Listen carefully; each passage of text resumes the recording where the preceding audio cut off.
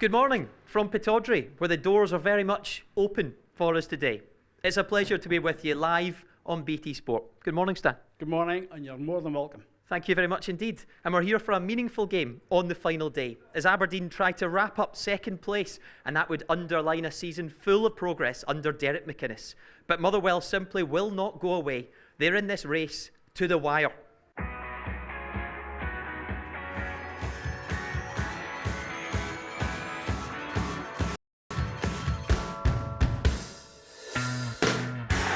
Well, a flag roars on it! It's unbelievable! Well offload from Aberdeen! Oh, here's Ainsworth! John Sutton! There to plunder! 3-0! Majestic from Aberdeen! Henry Adia! As coolly as you like from the Estonian. Now again, sensational! Such a close call. The Sir Chris Hoy Velodrome is likely to see a few more photo finishes during the Commonwealth Games this summer. On this Sunday lunchtime, Motherwell have made the trip up north. It's a fair old trek, over 2.5 hours, 150 miles. But it will be more than worth the effort for all the travelling fans if they can secure second place. Kick-off is just under 30 minutes away. A year ago, the Steelmen had already wrapped up the runners-up spot. This time they'll have to work hard to keep it. They trail the Dons by 1 point and will leapfrog them with victory. Both teams have already secured European football for next season, Aberdeen's first official foray abroad since 2009. However, second place means a later start in the Europa League qualifiers and an extended summer break, which every player would welcome. So there's an awful lot riding on this game, and along beside me today, Gordon Strachan, the Scotland manager, is here. Welcome to you. Gothenburg great, of course, as well. 31 years ago today, can you believe it, since Aberdeen won that amazing night, Cup Winners' Cup final against Real Madrid. And of course, our very own Gary McAllister is here as well. He started his storybook career with Motherwell. Let's talk Aberdeen first, though. It's been quite some turnaround this season, hasn't it? It's been wonderful. I was in Glasgow for the final when they played Inverness, and there was at least 40,000, 50,000 people. They covered the whole of Glasgow that morning. The atmosphere was terrific, and it's brought people back to the game. Aberdeen's success through Derek McInnes has brought people back through the gates, and that's what we want in football. So if Aberdeen can take that crowd to most grounds, then it's going to be beneficial for everybody. But it's great to see the supporters going with motivation to games and enjoying it once more. And you can see the teams just crawling along the bottom of the screen. One change from Motherwell today. Fraser Kerr is in, James McFadden out. Aberdeen unchanged from the victory against Dundee United midweek. On Motherwell, to be here today, still in the fight for second, given the player turnover, that is quite remarkable, isn't it? I think it's a wonderful achievement. Stuart McCall just keeps baffling everybody. He loses his best players. We're all aware of the budgets and the restraints that he works within. But he just keeps recruiting, he gets new players in, and they never go away. Round about Christmas time, I thought they had a couple of bad results, and you thought Aberdeen are going to just push away and force Celtic, and push into that second spot. But Motherwell, they just keep responding, they keep getting results, and they're there. They're there on merit because they play some good football, and they scored goals and they attack. So he's done a fantastic job, Stuart McCall. And it's not just about finishing second, Gordon, it's prestige that comes with it. Also £240,000 difference, which for Motherwell in particular would be a big thing for the squad next season. Aberdeen have set the budget already, apparently, for next season, we've heard. Yeah, they have, and I think it was Gary was saying the whole budget's £1 million or something like that, so it's at 25% extra. That's fantastic. If Aberdeen have set the budget for next year, if they don't need their 250,000, give it to Aberdeen. I'm sure they'll appreciate it. By the way, am I shrinking and you getting taller? I'm getting taller. I just see myself on that screen there.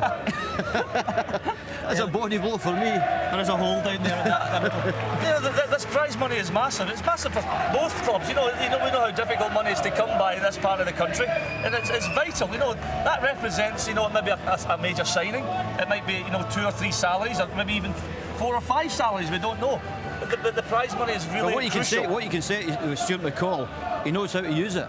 He knows where to find players. He doesn't get any wrong, Gordon. That's the thing. To lose the amount of players he lost last year, and I thought he's in trouble, because I think if you lose 3 or 4, most clubs in the Scottish Premier League have 3 or 4 good players. If you lose during the season, 2 or 3 of them, you've got to be near the bottom. If you keep them fit, you're near the top. But Stuart's lost about 3 or 4 good players last year, and to turn it over again, that's fantastic management. Exciting in the top 6, exciting in the bottom 6 as well yesterday. We'll have a look back on some of the key matches, the one very big game, in just a minute. But first of all, the advent of the playoffs this season has added a lot to the league, hasn't it, Gary? Oh, it's made it really exciting because you look at, Hearts were always going to be in trouble. With the 15-point deduction, it's going to be difficult for them to survive.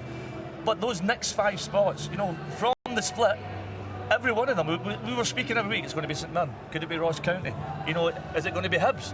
I don't think anybody thought Hibernian would drop into that 11th spot, so it's made it really, really exciting. What you'll find as well, with these teams in that position over the last 2 or 3 months, you'll find out players' true character. You'll find out what they're all made of in that time. Instead of having nothing to play for, and you can play a bit of football and relax and enjoy it, but can you play when the pressure's on? You'll find out a lot of your players. I think that was the thing as well, Gordon. I think the pressure did fall on Hibernian. They'd been the big city club. They were the team that was going to finish 7th. They were close to finishing 6th.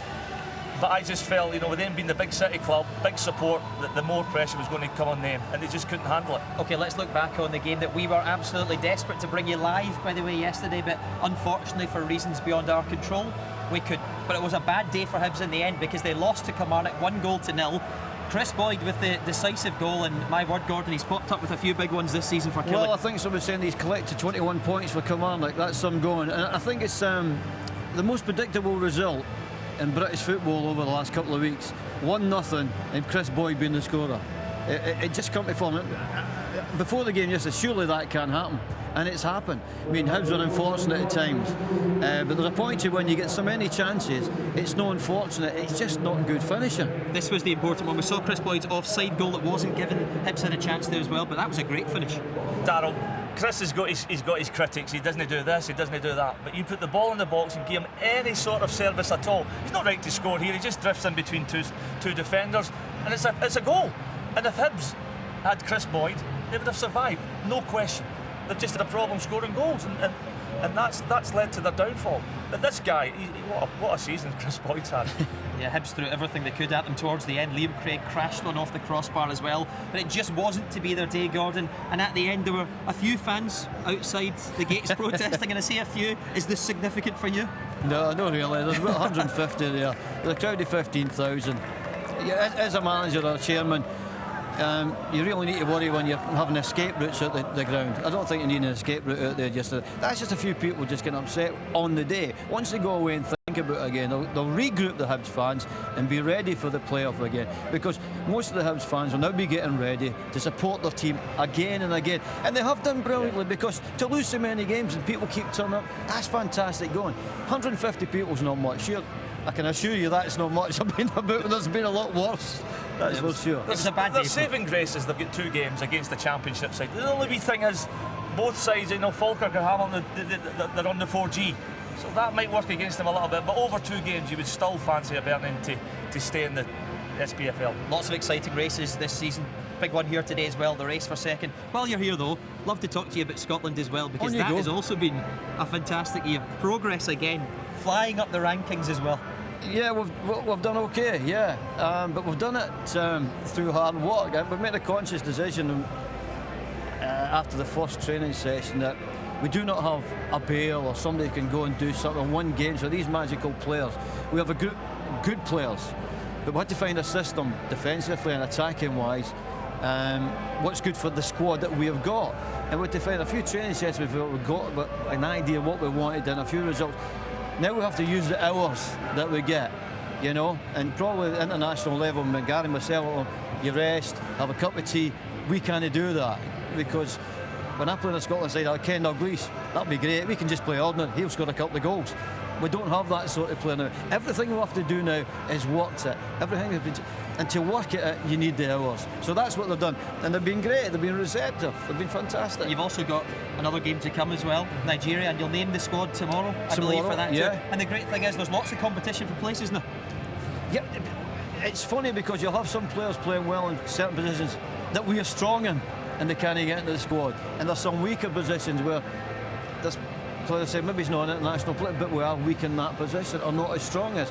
But what do you need when you come to our team is to be able to play in the system that we want to play for the group of players that we have got. I'd love to play in a certain system, but I'd love to play like Germany, but we don't have the players to play like Germany. We'd love you to play like Germany. Yeah, so we'll have to play the system that suits the group of players that we've got. Yeah, but without blowing your trumpet here, Gordon, but it looks as if people, it's no coincidence that people are turning up again.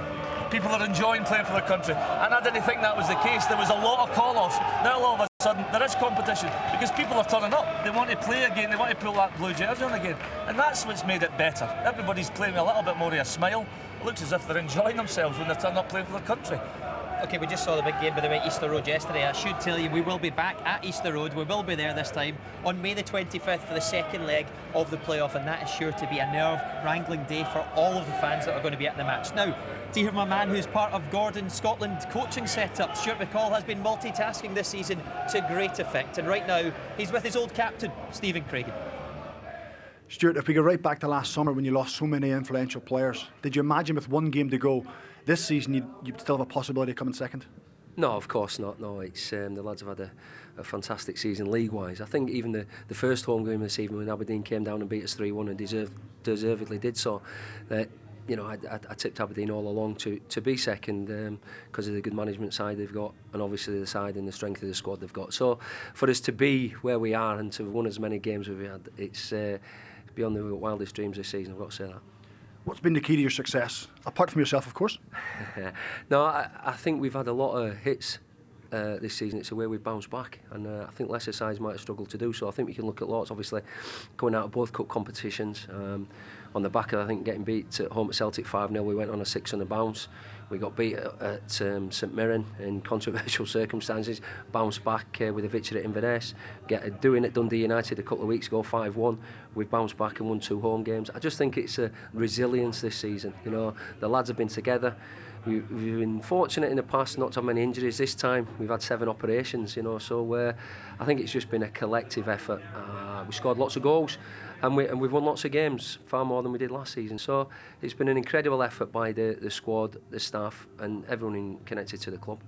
This is a place you enjoy coming to. I think it's been 5.5 years since Motherwell lost here. That would be nice to keep that going today. Yeah, thanks for that, Craigs. Yeah, it will be nice, yeah. But obviously, you know, a draw won't be enough for us. We need to win the game, but I take your point, yeah. But we were here on Boxing Day and, you know, we had to defend really well and we nicked a 1-0. And that's what we'll need to do today, should I say. We'll need to defend well naturally, but we also need to carry a threat and get up and support, you know, Big Sutty when we can. Cheers, Stuart, and good luck. Cheers, thank you. He's done a wonderful job this season, and I guess he's also a really valuable part of your Scotland coaching setup as well. He's fantastic. He's good with people, knows the game. It's valuable for me in Scotland. If I can't get the games up, he knows everybody in here. Because he sees them at close stand, how he plays against them, when his team play against them. He's invaluable. But what he's done with and there's a loads of managers would be fed up with the budget he gets and seeing his players leaving. They get upset with the chairman and I've had enough. He's plugged away, and that'll help in the future. And I'll tell you another thing, it'll help, man. I don't try to get rid of him. Other chairman will go, he does well, that kid. No matter what happens, he doesn't complain, he gets on with it and doesn't blame anybody else for any failings that they might have. But the Scotland setup is invaluable. He's got that balance. We have a third voice, really. The goalkeeping coach, he does the goalies, Jim. He doesn't get involved with the football. We don't involve them in football. He's good goalies. And the three are sit down, and he's got a nice balance there. And there's been interest from down south for Stuart as well, and I guess after this season there will be more, Gary. Absolutely. You know, we've seen a little bit this week. Blackpool were, you know, supposedly interested in Jackie McNamara, and chairmen and owners of clubs south of the border are very much aware of what budgets these guys are working with. So it's rich pickings for them. They can come up here. I've got to say, he's better than Blackpool. Oh, absolutely. He's better than Blackpool. We said that. Yeah. We feel Sorry that. about Blackpool, but he's better than you. But that speculation won't go away, and I think that'll be one of Motherwell's best bits of business during the summer if they can keep Stuart McCall at Fir Park. Yeah, that'd be absolutely crucial, wouldn't it? Gary, thank you very much. I know you're about to head up to Coventry. We'll be back with Gordon in just a second. Next up, we'll get the pre-match thoughts of Derek McInnes. His team have excelled since he took over last year, and a great campaign would be capped today with a second place finish. That would be some achievement. His thoughts are on the way.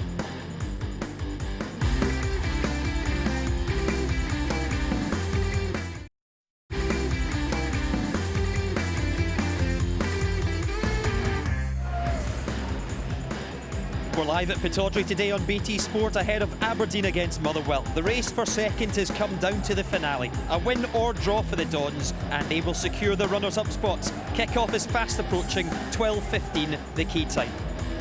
And these are the team news headlines today. Aberdeen unchanged. Russell Anderson, the captain, starts to make his 400th appearance for the Dons. Scott Vernon plays again too after a midweek hat-trick against Dundee United. For Motherwell, one change. Fraser Kerr comes into the team, James McFadden onto the bench. And John Sutton plays as well, the Steelmen's top scorer with 22 league goals, his best ever return. Now, more than 18,000 tickets have already been sold for this game. Once again, Aberdeen fans turning out in impressive numbers. They have had a memorable campaign. It's been a great season. We've been playing some really good football. With the same team of players we had last season, with a few nice additions. McInnes is also really good in the transfer market, which is something we've kind of been lacking in recent years. We can keep it up next season, and hopefully it's the start of things to come. Next season, I mean, if we can keep this run going and add a few good players to the team, hopefully we'll do well in Europe. It's looking positive. Once we win today, it's going to be fantastic. Season's been absolutely brilliant this season. The way we've played under McInnes is just unbelievable. Throughout the time we've deserved a trophy, 19 years. And then we went to penalties, but we've been the best team, and I think we definitely deserve to win second. So go on, you Reds! Happy fans indeed. Gordon Strachan, the Scotland manager, is with us. Of course, when he plied his trade in the Granite City, Aberdeen rolled in the good times, and the good times have rolled again this year under Derek McInnes, who right now is with Emma Dodds. Derek, you only need a point from this one to secure second place. How are you going to approach it? Because it's not really in your nature, is it, to play for a point? I think it's always a difficult thing to do. You know, I think we've got to go and try and win the game. Obviously, as the game goes on, then the necessity for Motherwell to come and win the game, I think will change the dynamic of it. You know, and I think they may well go for it. We've started, quite a defensive approach to it really, but knowing they've got players on the bench, McFadden and Anya can come on and give them something as well. So I think as the game goes on, there may be some sort of thought to that, but from the outset we've got to go and try and win the game, and I think Motherwell will be exactly the same. Do you feel the momentum is now back with you after that win against Dundee United? I think it was your first in 5. Yeah, well, our defeat at Celtic Park last week was our first defeat in the league for many games, and but the importance of winning games rather than drawing games. We've had a few games we've drawn in the last wee while, which at this crucial stage of the season, wins are so important. So it was important for us to get back to winning ways at Tannadice. A good performance, well-deserved win, and it sets us up nicely for this one. I think we all thought it would come down to this one. It's, I think that's why the TV companies chose it, and now we've got our wish, and I think both teams deserve the opportunity over 90 minutes to try and finish second, and I'm sure it's got all the makings of a good match. We just want to make sure we come out on top. We wish you the best of luck. Thanks, Emma. Cheers. Thanks. And he really has instilled a belief back into Aberdeen. You talked about the celebrations earlier on after the League Cup final victory. He's had some year. Been very good, and as a manager he's done what we all have to do, is get the sack at one point and deal with it. So he did very well at St Johnstone, got the sack at Bristol City. So I look at himself, he'll probably say, what did I do wrong there? Next time I get a job, I'll make sure I do it this way, I'll not make that mistake. And that's what he's done. He's learnt from whatever mistakes he's done over the last 4 or 5 years as a manager, come to here, implemented them. But what he's done is, he's got good people in. I know for a fact that Robson and Willowflood are as good as you're going to get. They're magnificent people. They will set a standard at their training that the rest of the lads have to keep up to. And it's, as a manager sometimes, okay, you set standards, but the players at training set standards. And I know for a fact that Willowflood and Barry Robson will set an incredible standard.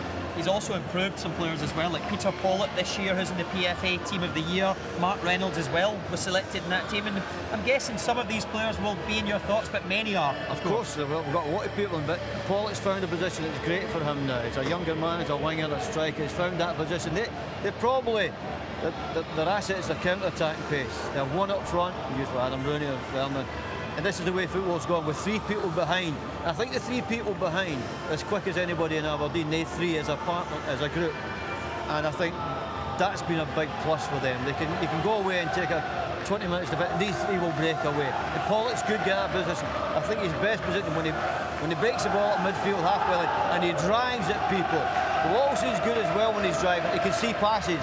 Like the goal in the semi-final against St John's, they drove, centre pass.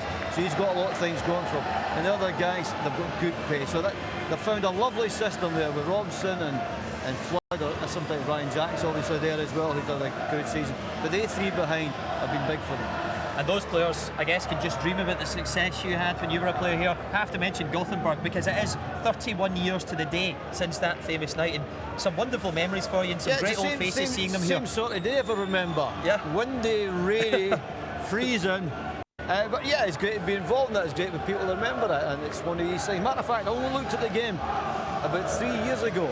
First time I've seen it live. I had to phone out of my coach and say, by the way, I think we were a good team. I didn't realise we were as good as that. I'm sorry about that, but I didn't. It's the first time I watched it in 3 years, and it was fantastic to watch again. It was some night. OK, we're fast approaching kick-off, and it is going to be a big day here at Pittodrie for everyone involved. The race for second very much on. The Dons want to cap a really successful season with the runners-up spot, but the Steelmen have other ideas. We'll see you in a few minutes' time for kick-off.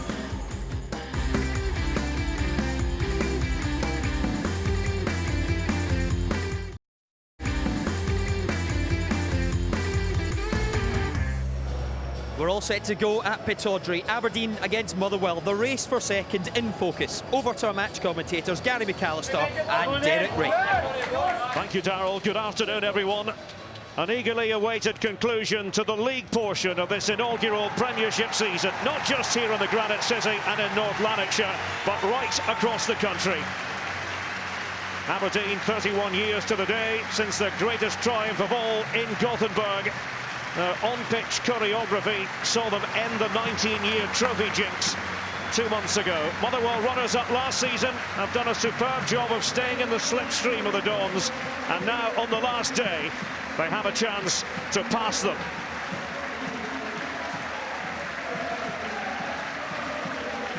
Aberdeen go with the same team that prevailed 3-1 away to Dundee United on Tuesday.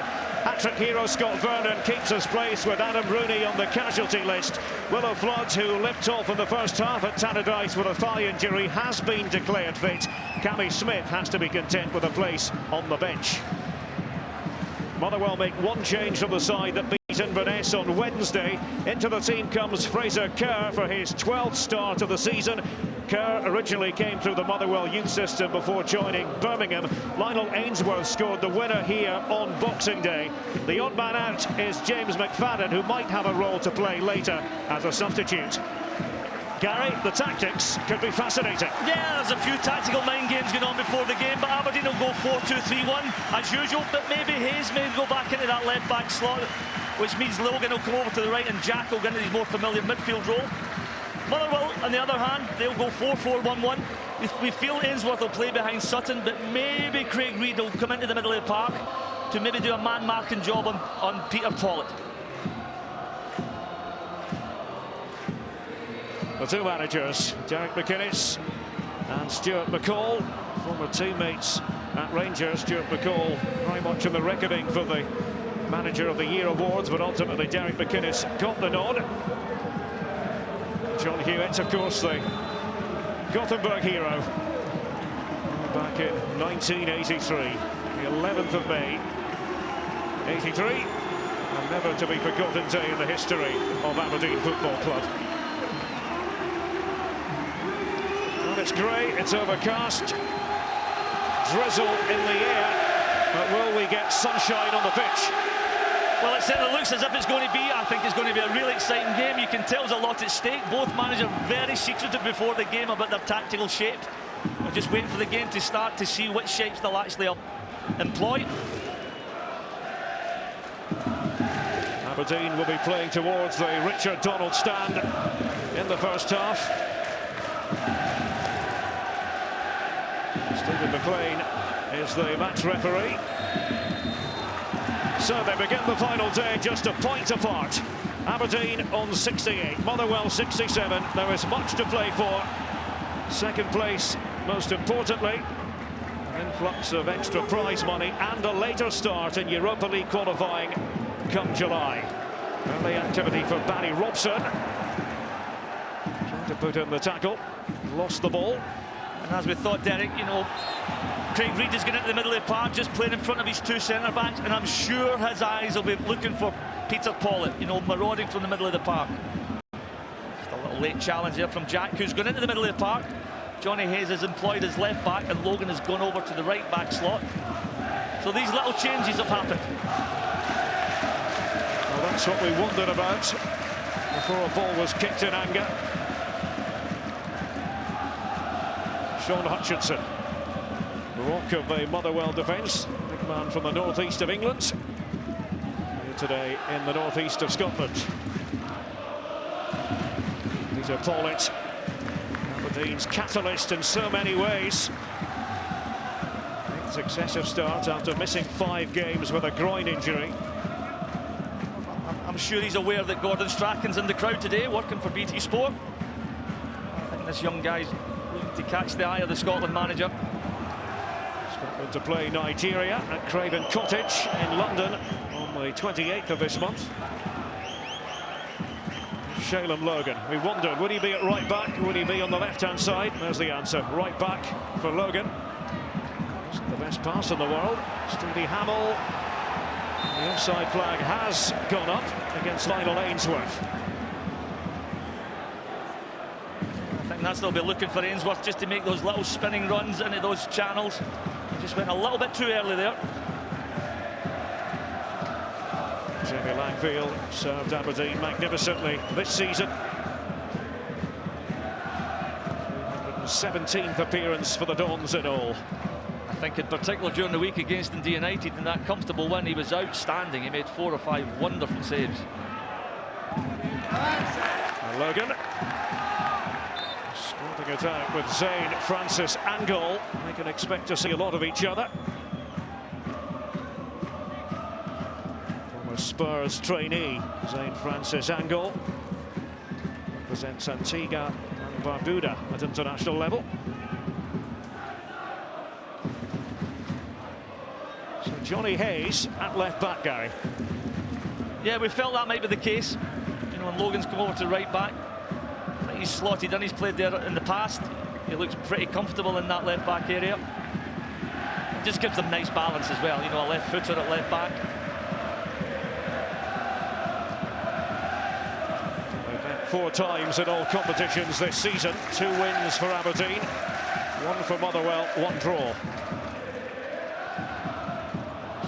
Back by Scott Vernon. The Flood together with Barry Robson. Logan available to the right. Pass by Flood. It's over vigorous.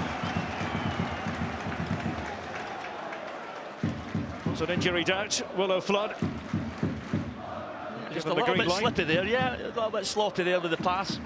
Unfamiliar from this guy. Stevie Hamill, Motherwell stalwart. Mark Reynolds, former Motherwell player, of course grew up just around the corner from Fir Park. Johnny Hayes. Venturous run from Hayes. Lee Hollis got the touch on the ball. Robson was looking for Aberdeen. In by Flood. And it comes again. It wasn't the ideal attempt from Hayes when all was said and done, but Hollis called upon prior to that. Yeah, the run was very, very positive. The shot wasn't. This is a good ball, driving it across the 6-yard box. Lee Hollis does well just to palm it away. And just fortunate for Motherwell, didn't palm it in the path of Willow Flood. He was just arriving in the box just a little bit too late. Forward by Stevie Hamill, headed on by Lionel Ainsworth. John Sutton, usually in the bigger things when it comes to the attacking side of the game.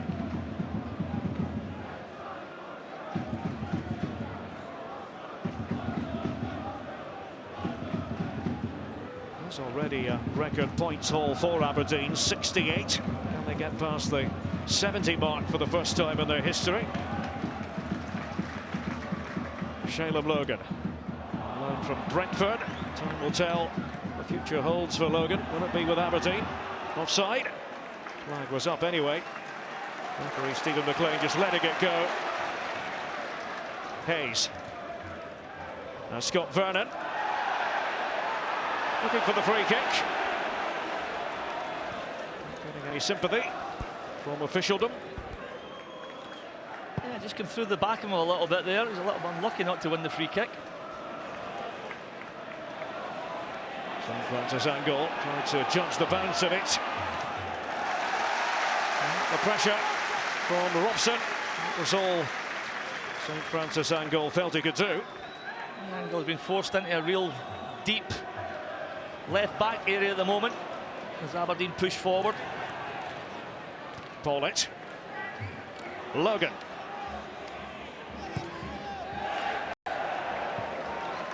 Goal kick this time.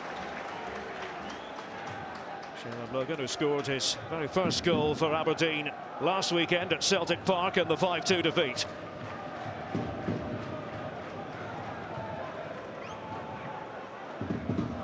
Aberdeen, remember, need just a draw to clinch second place. Motherwell have to win. Russell Anderson, his 400th appearance for the Dons. 2 spells with the club. Local boy. Stevie Hamill made his debut for Motherwell here at Pittodrie back in April 2000. 2-1 defeat. St. Francis Angle with the pass. Flag was raised. Ainsworth kept going. This is just a real high line again from Aberdeen. It can be risky at times. Keith Lasley just goes way too early.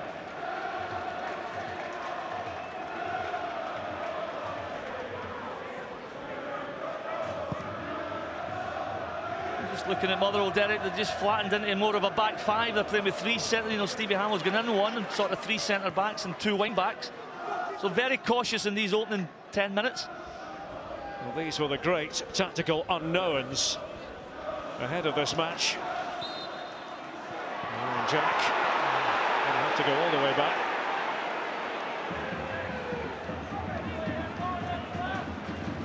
Another Aberdonian on this Don side.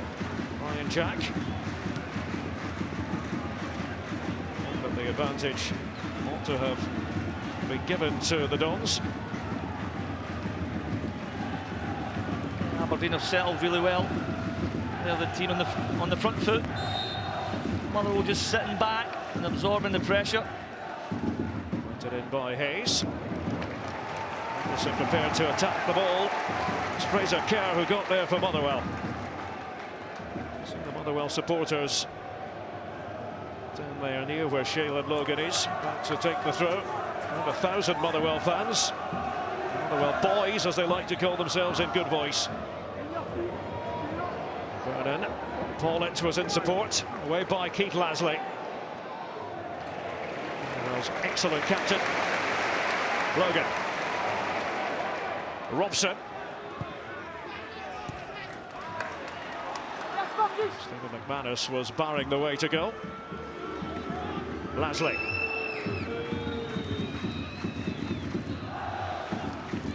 The possession advantage, a whopping one for Aberdeen. Yeah, they're definitely bossing the game. They've started on the front foot. I think it's due to the fact that Motherwell just sitting off the game a little bit.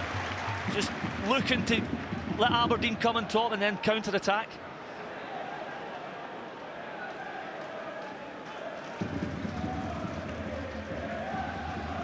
Another set piece. Derek McInnes has been working tirelessly all week. Preparation for this last league fixture.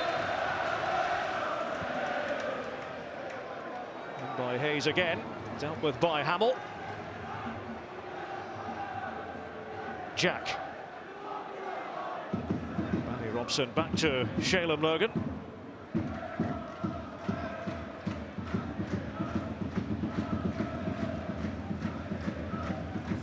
By Hayes.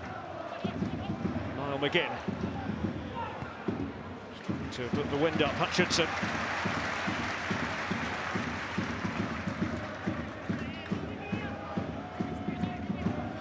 We always felt this fixture was going to be of a huge consequence. McGinn trying to stab it almost towards goal. Following the Jack throw. Almost there to gobble it up. The Clever little turn there by McGinn. Quickly get his shot away with it. Easy take for Hollis. You're right what you say, Gary, about this game. All the way back to early January when Aberdeen went into second place. They haven't relinquished second place. We thought about the fact that they would have to play Motherwell here at Pittodrie after the split. Didn't know then, of course, that it would be a final day showdown. Again with the run. That just makes it all the more exciting. That's a big achievement to finish in second behind Glasgow Celtic. And if Motherwell and Stuart McCall, if he can repeat it, you know, follow what he did last year, I think it's very close to be. It's miraculous, you know, with the players that he lost and the rebuilding job that he's done. Anderson's header. Robson. Stevie Hamill, Lee Hollis. Consecutive start for Hollis, back in the side after missing 7 games with a broken finger.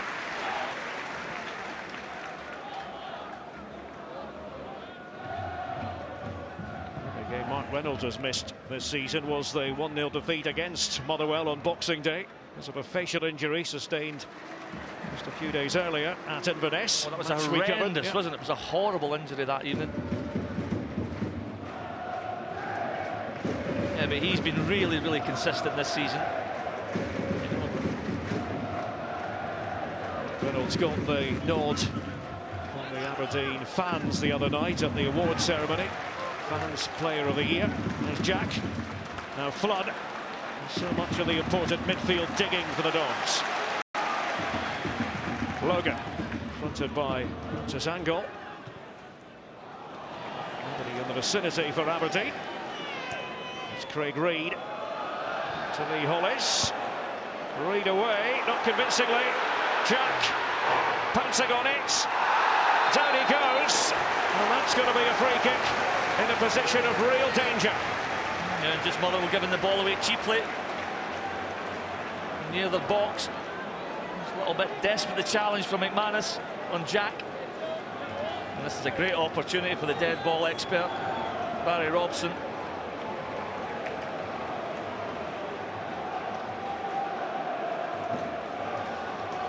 That was self-inflicted from the Motherwell point of view. Yeah, they just didn't clear their lines. Just a short ball into a dangerous area. These are always, it's an awkward area here. Sometimes it can be too close. Very difficult to get the ball up and down, so maybe we'll see Robson go for power. Big moment on second spot Sunday in the Scottish Premiership. And it's Barry Robson for Aberdeen. Comes to Niall McGinn. Motherwell defenders doing their jobs. Logan to reverse to Flood. Aberdeen trying to keep it moving. Hayes. Paulett. Away by McManus. Hayes. Didn't quite work out for him. Yeah, just losing his foot. There's a clever little ball into the feet of Paulett. And in turn, lovely little swivel on the ball with his cross was just a little bit weak.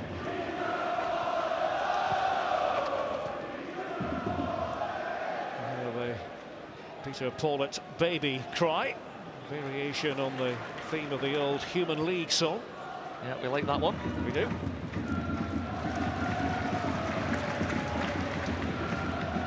Pass by Logan to Robson. He's continued his canter.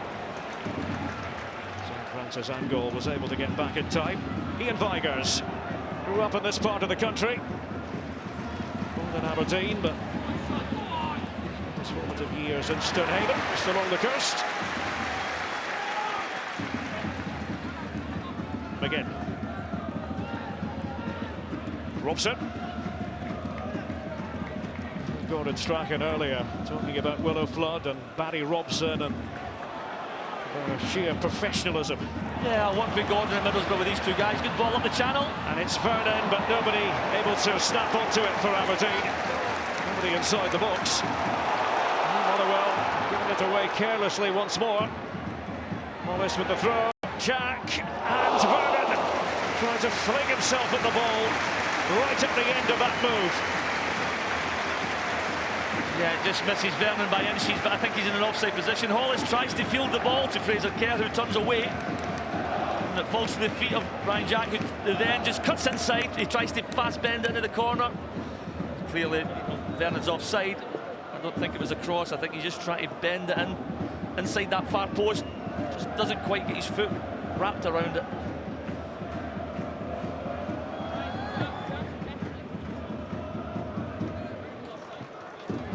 The jitters perhaps evident where Motherwell are concerned.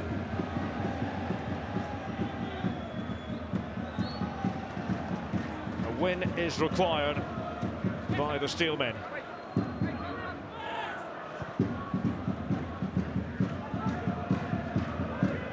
Henry Ania has been called back to the technical area. So that there's going to be a change. Interesting. Yeah, making changes. Obviously the plan hasn't worked. Stuart McCall feeling that something not quite right tactically. I don't see an injury in any of the Motherwell players. I just think this is purely tactical.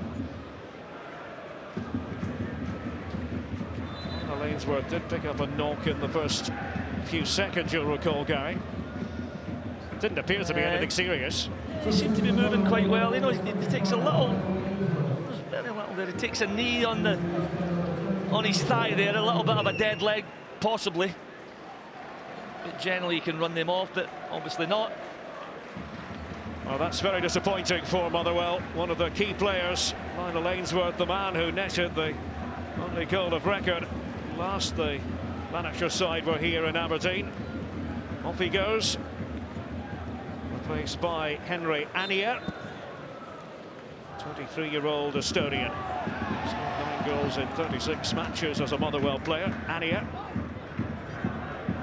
Yeah, like Ainsworth, he's got a bit of pace. So Sutton will be the target man, and he'll look for Andy up the channels and little balls in behind, just giving them that threat. Just putting ice on the thigh of Lionel Ainsworth by the look of things.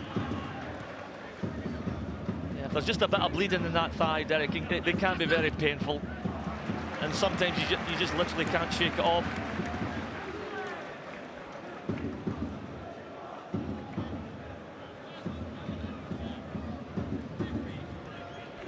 Scoring with 18 minutes on the stopwatch.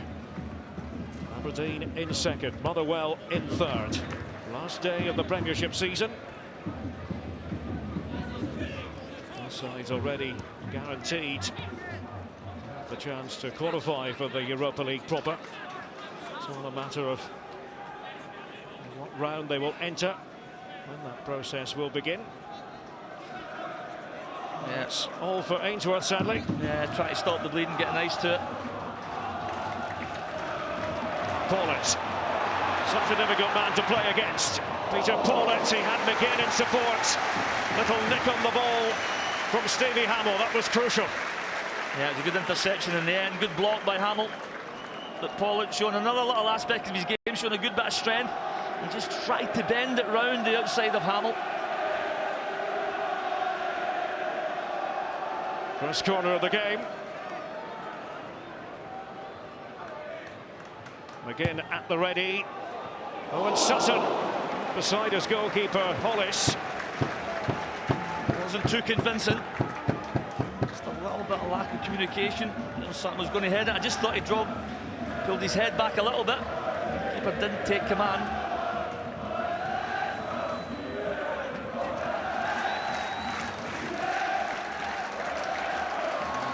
Making a little bit of progress. Corner this time.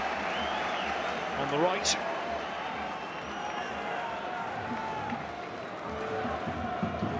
The 75th appearance in Scottish League football for Barry Robson.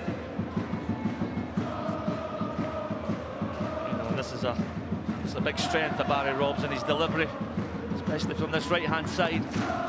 Robson. Pick out a teammate. Tries again, Barry Robson. Flood.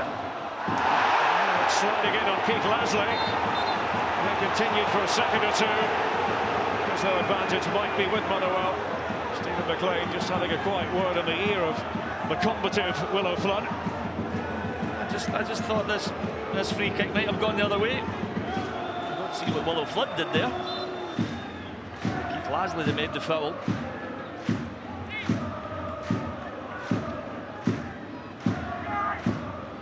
Taken by Hamill. So Kerr was there to win the header. You'd expect Kerr to win the header on that diagonal. It's maybe a ploy that Stuart McCall might use, you know, little diagonals up. I'm just playing on the fact that Johnny Hayes is not the tallest. Away by Craig Reid. Well, that was a strong header. He wouldn't mind a game. Good skills, he anticipated that really well. He nearly headed that barrier as well.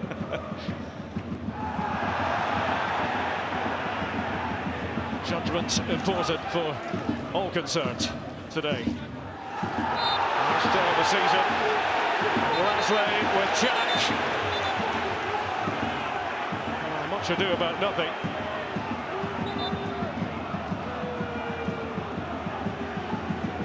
Jack and Keith Lasley called over. Yeah, it's just a little bit of nothing here, the two of them. They're competitive guys. Just a little bit of afters.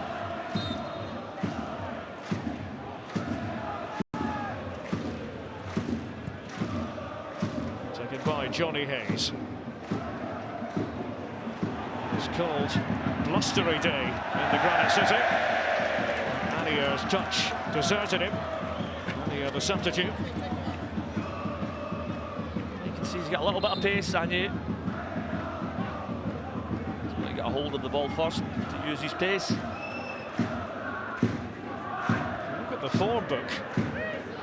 Motherwell have an excellent record against Aberdeen, particularly here at Pittodrie, unbeaten in the last 8 visits to this ground. Stuart McCall doesn't know what it is to lose a match here by the Grey North Sea. Sangol. Danny Robson. Vigers was with him. No free kick forthcoming. Play rages on. It's Hayes. Flood. Sent by Willow Flood. Able to recover. As Aberdeen win possession back, Motherwell straight back into a real solid defensive unit. Obviously Stuart McCall's not trying to win this game in the opening third.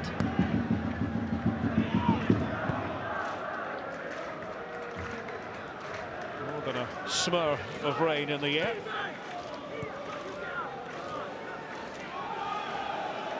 Anderson. Reynolds. Against his old club Motherwell back in August in the 3-1 triumph for Aberdeen. Aberdeen just been nice and patient here, just trying to tease Motherwell away from this sort of real defensive outlook. Just trying to make some passes and coax Motherwell out of their shape. Vernon. Now McGinn. Robson off on the right. To find that little pocket of space. Danny Robson, set pair of hands, Lee Hollis. It's a decent little chop back. He just felt he might have gone with the right foot there. He chops it back to his favoured left, just a little bit too close to Hollis.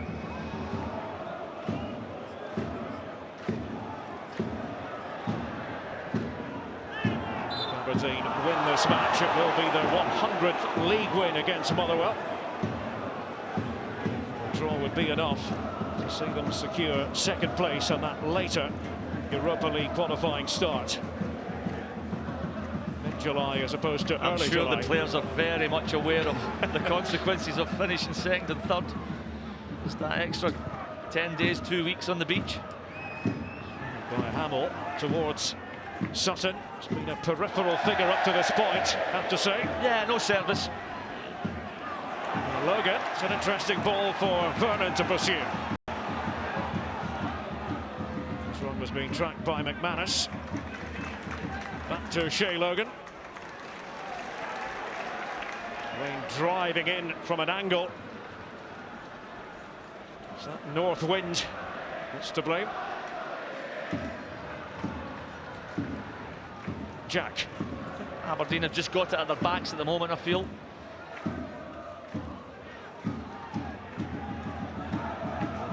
Every Motherwell player back in their own half, Derek. It's really difficult to try and break this down. You can see that line of 5, and then they've got 3 in the middle there, centrally.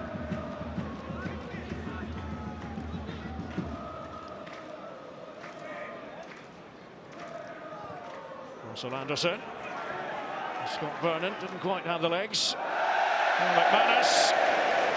The outcome is a corner to Aberdeen. Stephen read this really well. The ball into the channel. Again, just a little bit sloppy with that back pass. Cries of "Come on, ye Reds" get louder and louder. Derek McInnes, Tony Docherty talking it over.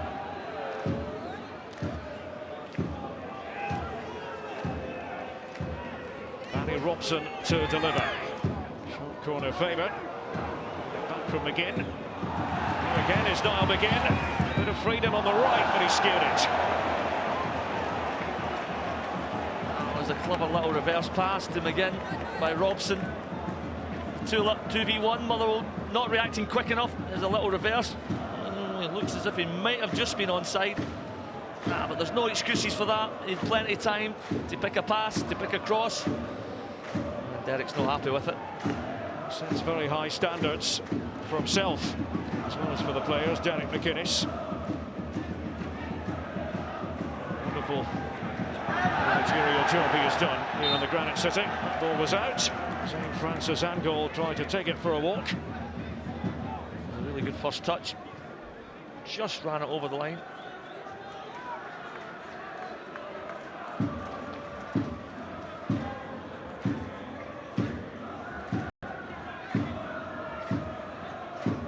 Off the head of Robson. This is Angol.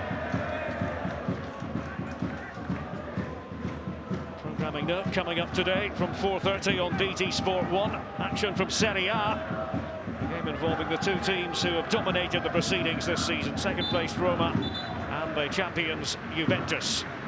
Sunday the 25th of May from 3 on BT Sport 1. It will be the second leg of the Scottish Premiership playoff final. And that's guaranteed to be at Easter Road, the home of Hibernian. They'll be playing one of the championship sides, either Hamilton Accies or Falkirk.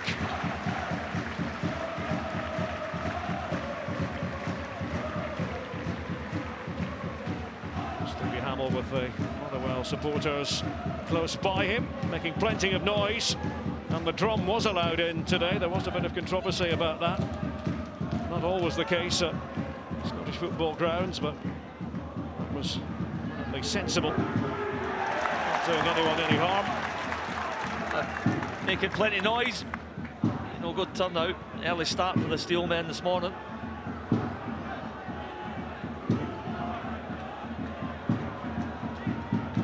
What a season it has been for Motherwell.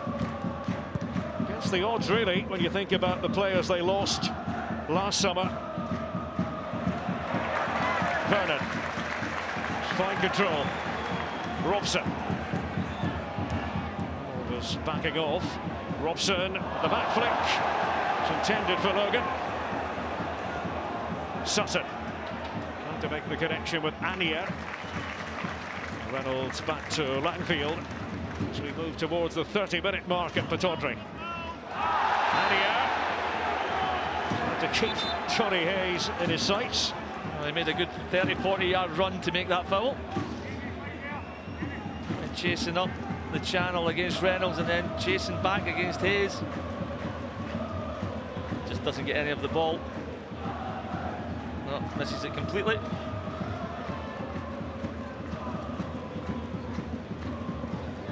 Just a mild rebuke for Anier. Vigers.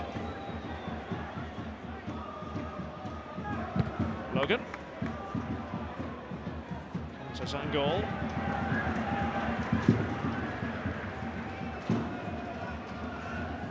A swarm of Aberdeen players, the three behind Vernon, to make something happen. Yeah, they've really tried to force the issue, Aberdeen, try to press a little bit higher.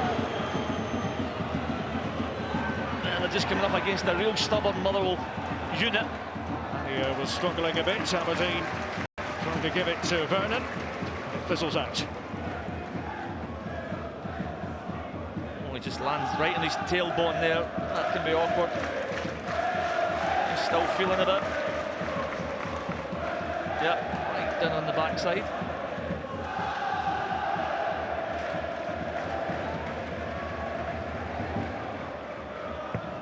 Three of Aberdeen's last 4 wins against Motherwell have come in cup competitions.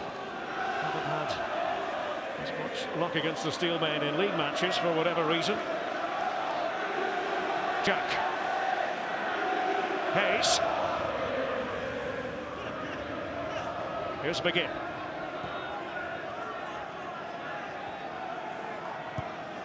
He's keeping it on the ground. It was well read by Keith Lasley for Motherwell. Vigers. Aberdeen's offensive players have just been unable to find any space. Motherwell defending with real good organisation and discipline. Lasley's measured pass. Henry Ania. Trying to give Russell Anderson the run around. Showed too much of the ball to Anderson. Ania. Robson. Getting himself into a difficult situation. Lasley was there, so too Vigers. Wayward. Barry Robson running into a dead end. And he just dismisses it cheaply here. Just a little opportunity to Motherwell to counter. It's a flash shot by Vigers, just can't keep it on target. Right into the Merkland stand. Aberdeen nil, Motherwell nil. This final day showdown. Now it's Vernon, and he's doing his best to keep the ball in play.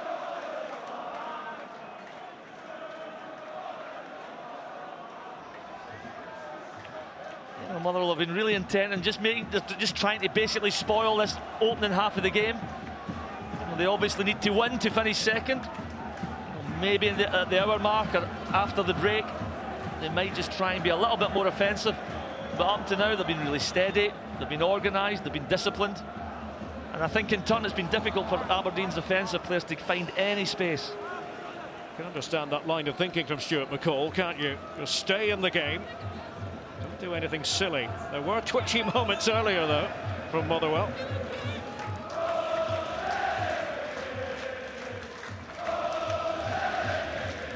That's been a feature. Craig Reid he's followed Paula everywhere this first half hour. Off the head of Hamill.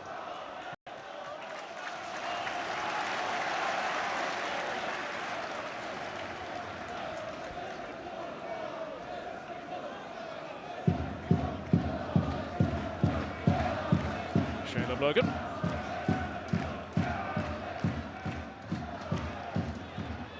Speculative ball it was by Logan. Ania. Straight down the throat of Reynolds. Johnny Hayes towards Peter Paulett. Stuart McCall, 29 years on from the Bradford fire disaster. We spoke earlier about the anniversary of Gothenburg, but Stuart McCall at Bradford at the time was a young player coming through. He was very worried about the whereabouts of his father that day. It was well in the end. Here's Logan. It was a horrific tragedy and one that we should never forget. 56 people lost their lives. By Robson. McGinn trying to make it interesting. The punch by Hollis. And it comes to Jack.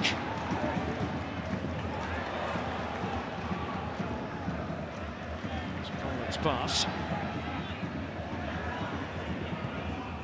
Niall McGinn. And Vernon just in front of Lee Hollis. Tried to make it difficult from a vision point of view. I think he was just trying to drop it into his chest. He just overhit the pass. Motherwell defending really deep on that occasion.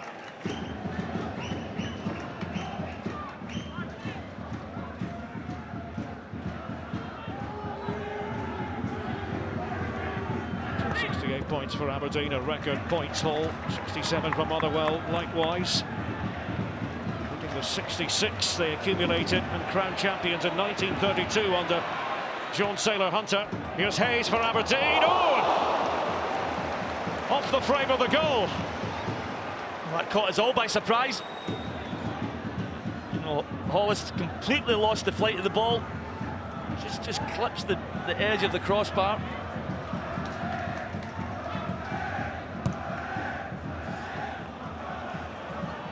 It was a close run thing. Not as though Hayes was going for goal itself. I think we were just anticipating the ball, just drifting harmlessly out for a goal kick. Neither teams have done enough to threaten the goalkeeper. His own goal has left it for Hamill. Goal kick. Johnny Hayes, just a few seconds ago. Yeah, I've got a feeling this just holds up in the wind. He goes on the outside here. He just tries to dink it up to the back post. Yeah, and I just think it hits the junction between the post and the bar. As we go here. Yeah, it's just right on that junction, right on the postage stamp. Would have been very fortunate if that had just crept in at the back post. Robson for Aberdeen. Has died down a bit. Delighted to be able to report. A few Druket Dons fans in the south stand in front of us.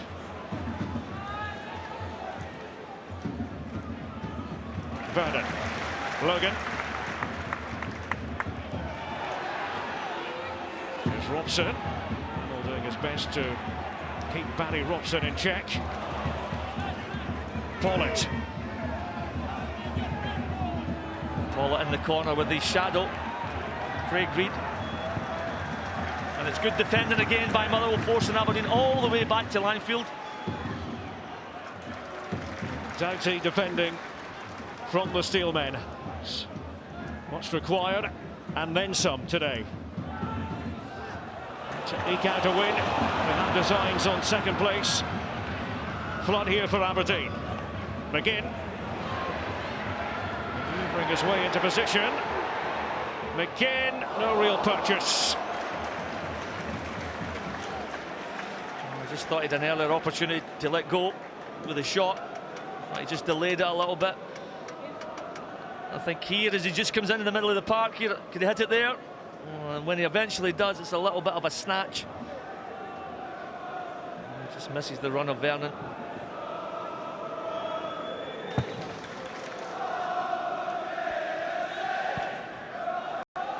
Lasley, 34 years of age. The Motherwell skipper, man who succeeded Stephen Craigan as Motherwell captain. Reynolds having to scurry back. Here's Anier. And the whistle's gone. The free kick to Aberdeen. Kerr had joined in the attacking. Yeah, he makes a little run here, and you can see it's really late. He tries to strike it, but Reynolds is there way before him.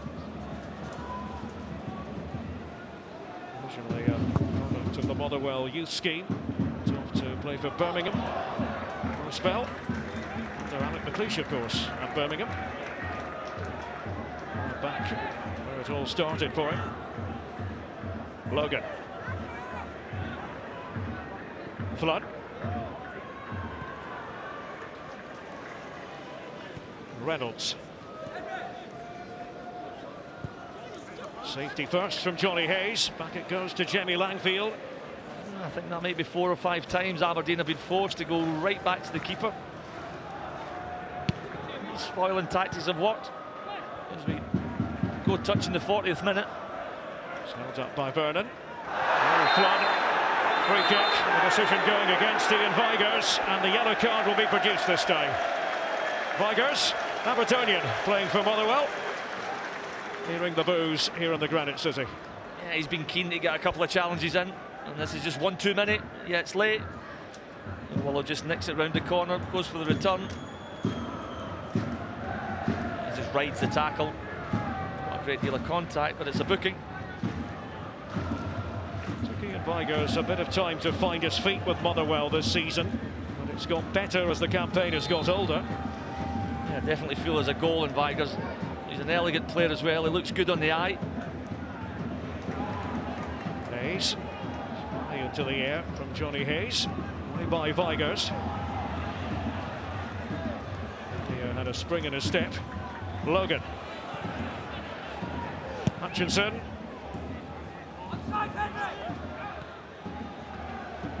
Lasley was able to outfox Shay Logan. Keith Lasley, Henry Annia making Jamie Langfield work. Better from Motherwell. Yeah, it's a real little bust forward by Lasley. He just nicks it, little straight ball, diagonal run. It's a decent strike by Annia, but Langfield had it covered at that near post. He took it nice and early.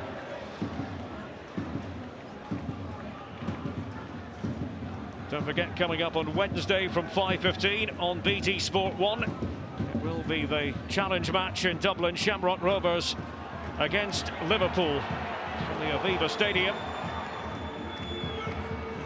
Going in for Flood. Now Logan. Robson was on the ground as that was developing. Just missed out McGinn. Another instance there when the ball was rolled back to Logan. Can he try and whip it in first time rather than taking that touch, which then allows Motherwell to get back into their shape again?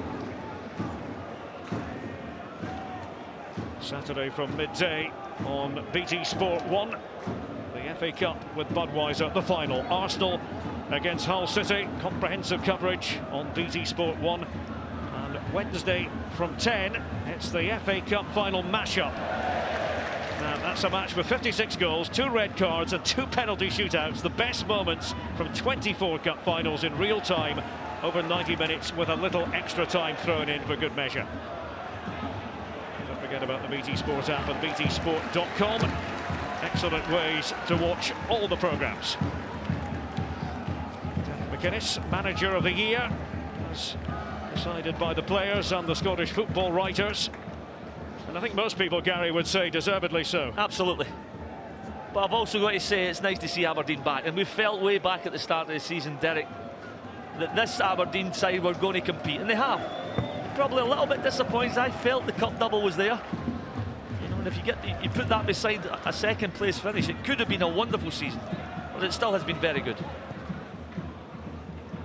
Form has tailed off a bit in the last few weeks. And Derek McInnes would acknowledge that. Here they are, final day of the season, opportunity to finish second. It's in their hands, and I think they would have taken that as well as a League Cup drive before a ball was kicked this term. Yeah, well, we've been chatting away to him. Derek has mentioned that little spark has just been missing. He's just looking for somebody to just energise the team in this last game.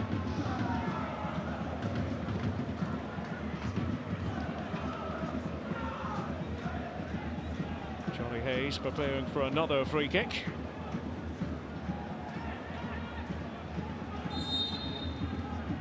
Hayes, the Irishman. Vigurs. Manus with the decisive header. Oh, it's Mark Reynolds swivelling. The former Motherwell man. Stephen McLean was right up with play, though. Yeah, I think the referee had blown for a little infringement. I think there's a little push there.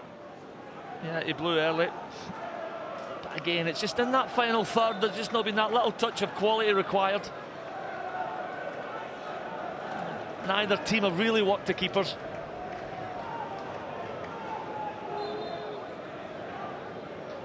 Don't forget, Daryl Curry will be with you shortly, with Gordon Strachan and Stephen Craigan. Their first half reflections. They'll be happy that the rain has died down as well, given their vantage point today. It was coming in the wrong direction for a post there at the beach end. It's on 45 minutes now.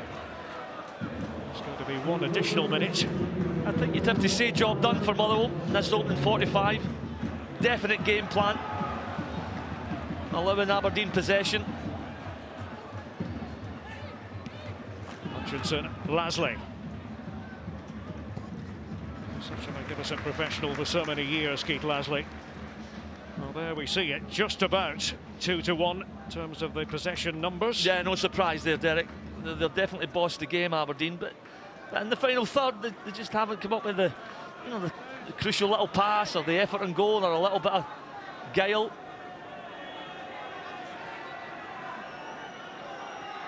Just being checked over on the far side. Derek McInnes readying himself for the half-time team talk. No scoring at the end of 45 minutes. Aberdeen making most of the running. And Derek McInnes not wasting a moment. Johnny Hayes coming very close with a speculative effort that came back off the woodwork. Motherwell defending stoutly and trying to hit on the break. They, remember, need to win. But at the moment, Aberdeen 0, Motherwell 0.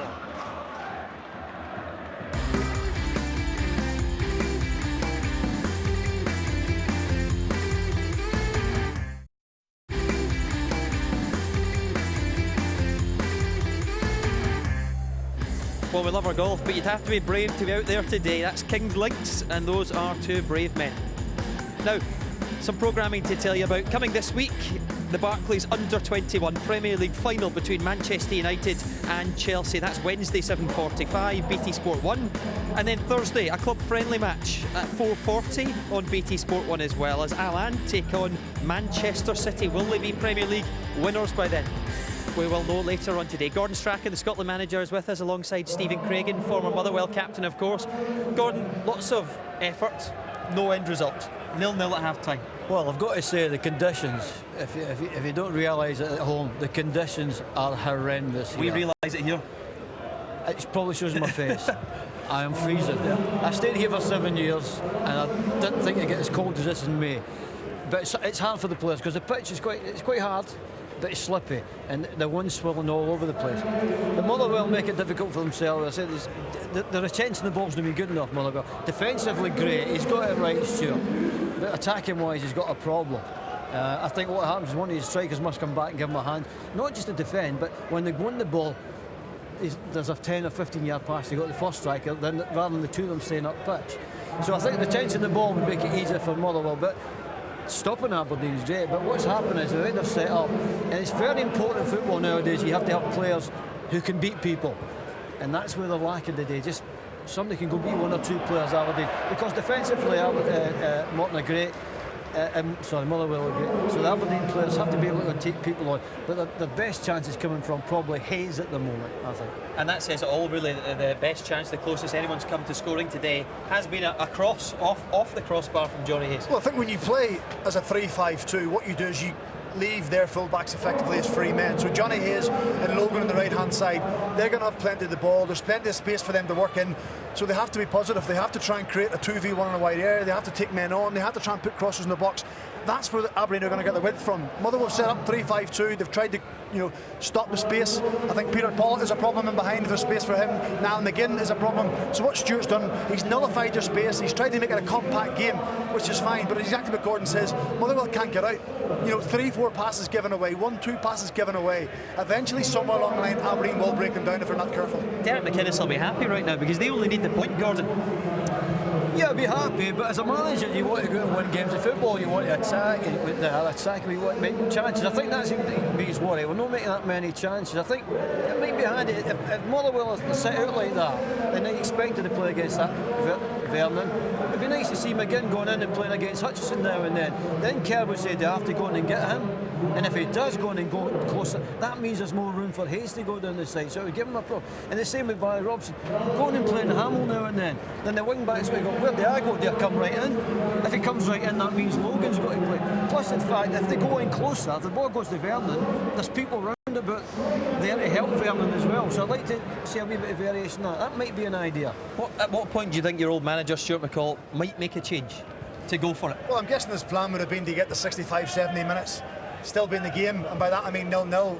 trailing 1-0 wouldn't be good for him. But then that's a bit of a gamble in itself. With 15-20 minutes to go, is that enough to bring on like say James McFadden to try and be creative, try and make something happen? Do you take a defender off? Do you go back to a 4-3-3 to try and push men on? That stuff will be going through Stuart's head. But at the minute, his plan is working. He wanted to be 0-0. He knows if it's an end-to-end game, it's an open game. Aberdeen would probably have a little bit more creativity than what Motherwell have. So far, it's good for him, but I suspect 15-20 minutes to go. If it's still 0-0, he'll have to look to change it. OK, we're all about to go and have a group hug while we head to the break, because it's absolutely freezing up here in Aberdeen today. There has been lots of endeavour. It has been a real battle at times, plenty of effort, but so far it's 0-0. Stuart McCall's side need to take all 3 points, of course. I wonder if he'll make a change. We'll see you shortly.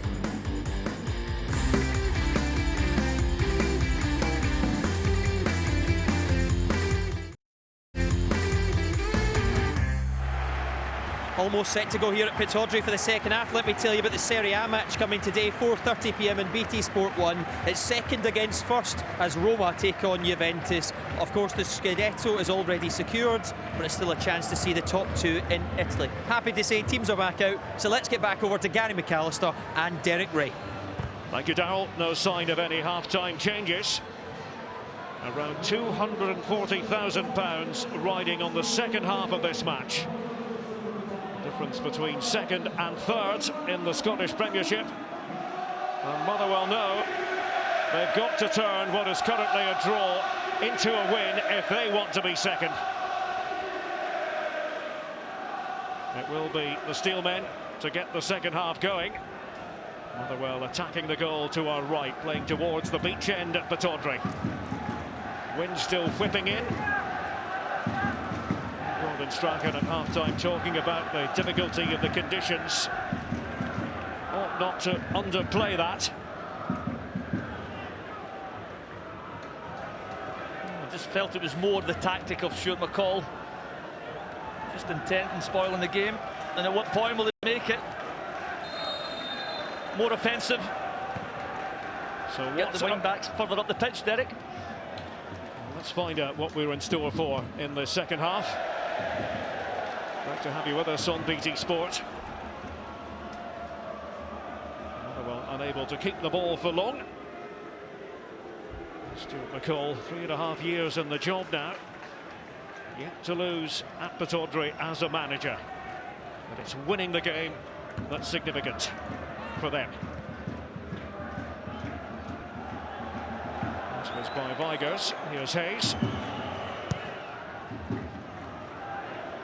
Vernon. I wonder if it's going to be Scott Vernon's last game for Aberdeen. His contract is up. Kerr. Anderson trying to reposition his body, stabbed away by Reynolds.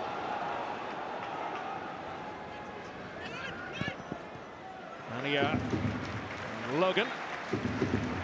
Ania's direct opponent. It was the first half of very few chances. Yeah, Motherwell just sitting in, condensing that space in front of the back three. Ania. Lasley takes the tumble. Just outside the box initially. Stephen McLean looking on from a few yards away, and it is going to be a free kick to Motherwell. I thought Keith Lasley just went down a little bit late. I think there was definitely contact there. You can see this is the trailing foot. He delayed the fall. It was clearly just outside the box. Ryan Jack's tackle. Now, possibilities for Motherwell. Mini conference there. Vigurs and Lasley and Hamill.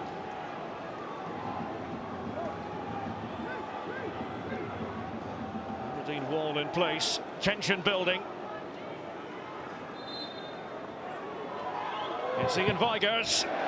Straight into that red barrier. Kerr. Johnny Hayes went down. Willow Flood thundering it clear. Hamill. Dean squandered there. Free kick. Just outside the box in the first half. Now Motherwell's turn. Here's Hamill. An Aberdeen throw. 0-0 it remains. That's a little bit more positive. Hamill getting himself high up the pitch. He just overhit the cross, but there was a little intention of getting himself forward.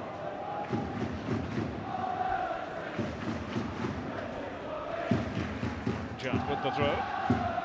Again, it was Lasley. Just the boot in. Free kick.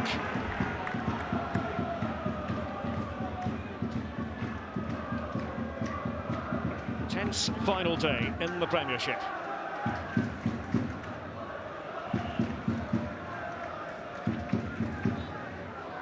Aberdeen, who've been second since early January,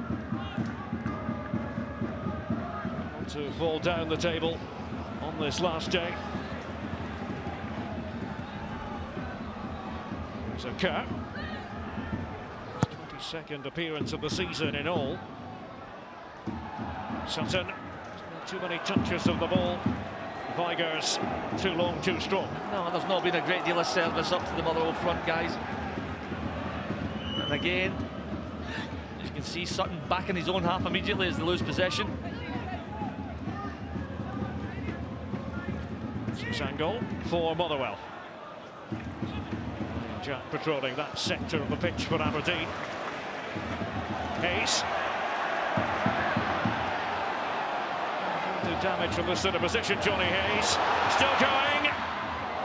That burrowing run. And it's a goal kick after all that. Yeah, it's nice and offensive, and you can just see this little gap appearing there. He dives in between the two defenders. I think Hutchison does ever so well here, just coming across and slowing down the impetus of Hayes. Hutchison just did enough.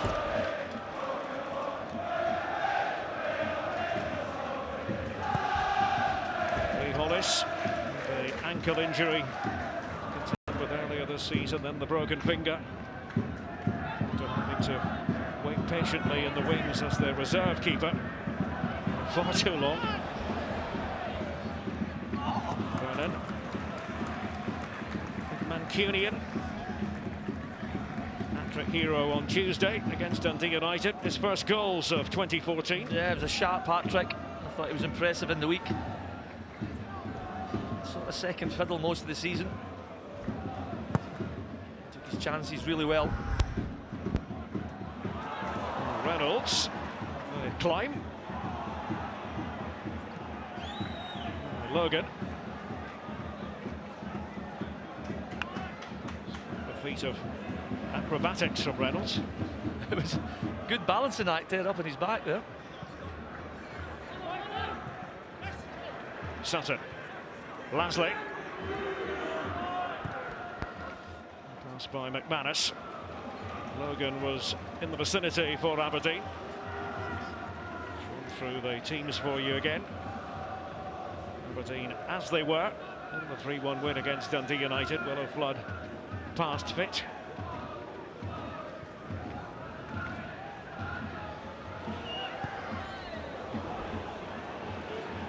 It's been a game when the experienced guys of Robson and Flood just been unable to get any foothold. Not enough touches of the ball. Flood couldn't quite get there before Lasley. To battle-hardened midfield men, Willow Flood and Keith Lasley.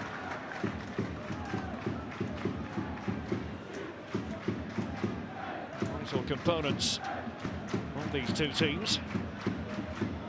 Yeah, but the game's just crying out for the flair players to get on it. Just produce a little bit of magic, something inventive.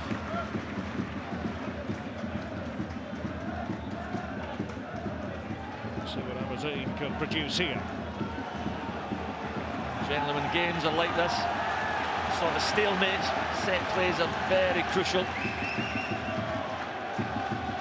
This guy can deliver.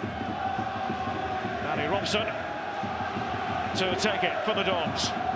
7 minutes into the second half.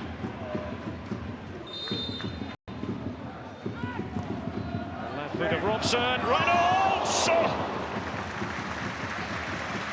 Not all that far away. Derek McInnes was willing it in. Yeah, the familiar whipped-in ball by Robson. Reynolds and Hutchison just challenging here. Just can't direct it on target, but again, a clever ball in. And it's Kerr who does enough just to stop Reynolds getting a clear header.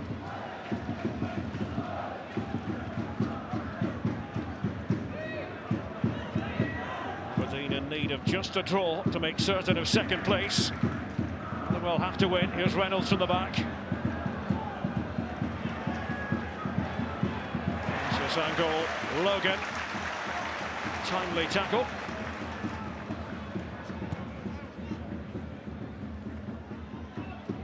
Sutton.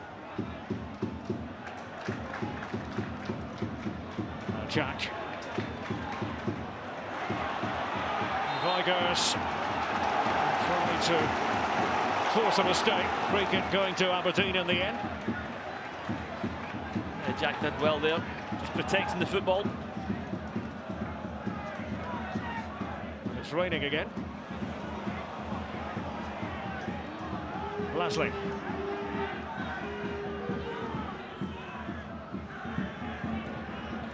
It's by Craig Reed, 28-year-old. Morton in February. Hayes. Reed stuck to his task. He shadowed Paulett everywhere he's gone this half.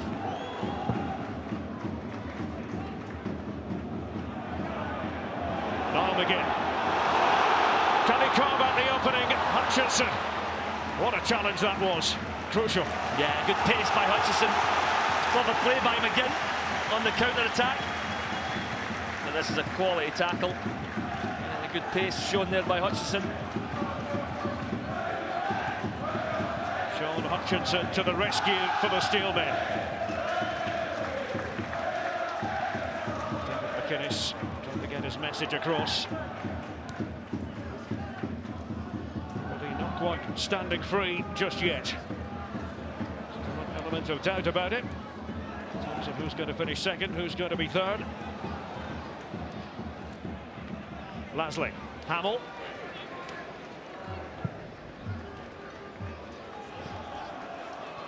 Sutton with Anderson. Well, again, Sutton he's chased after scraps and balls in the channel. And again, those two, Flood and Lasley, winning that little joust. Jack. Slipped by Hayes. Sort of goes with the territory now, doesn't it? These conditions. Hard pitch. Yeah, it's just a little bit greasy on top. Swept away by Reynolds into the Motherwell section. You can hear the Motherwell drummer. It was a bit controversial, the fact that they weren't quite sure, were they, if the drum would be allowed in. It was clarified yesterday it would be. You a fan of drummers, Gary? Well, it's gave us a talking point, I suppose. Very few chances to talk about. It's just starting to annoy me now as we get into the hour mark. Taken by Hutchinson. Hayes. I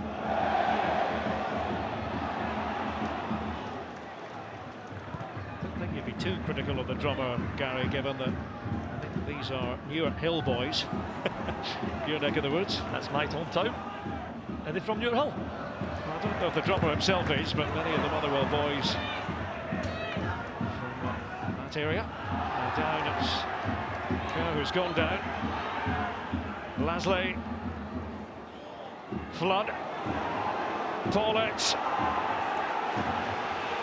Down as that was developing. Now Logan for Aberdeen.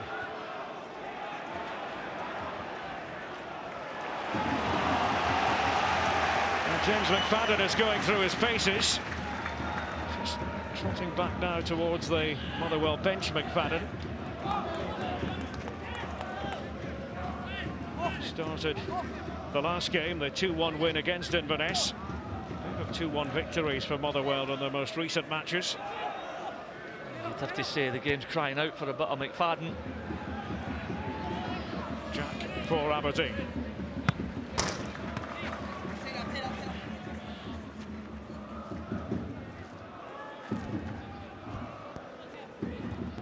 Robson. Advantage with Aberdeen. Logan. He's going to have to settle for a corner. No, it's good advantage by the referee.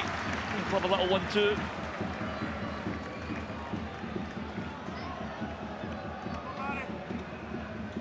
It's a game in need of that moment of inspiration. Can Aberdeen find the magic? They just take a bit of skill from Barry here. Great delivery from this side of the pitch. Barry Robson, Lee Hollis, acting to fist it away.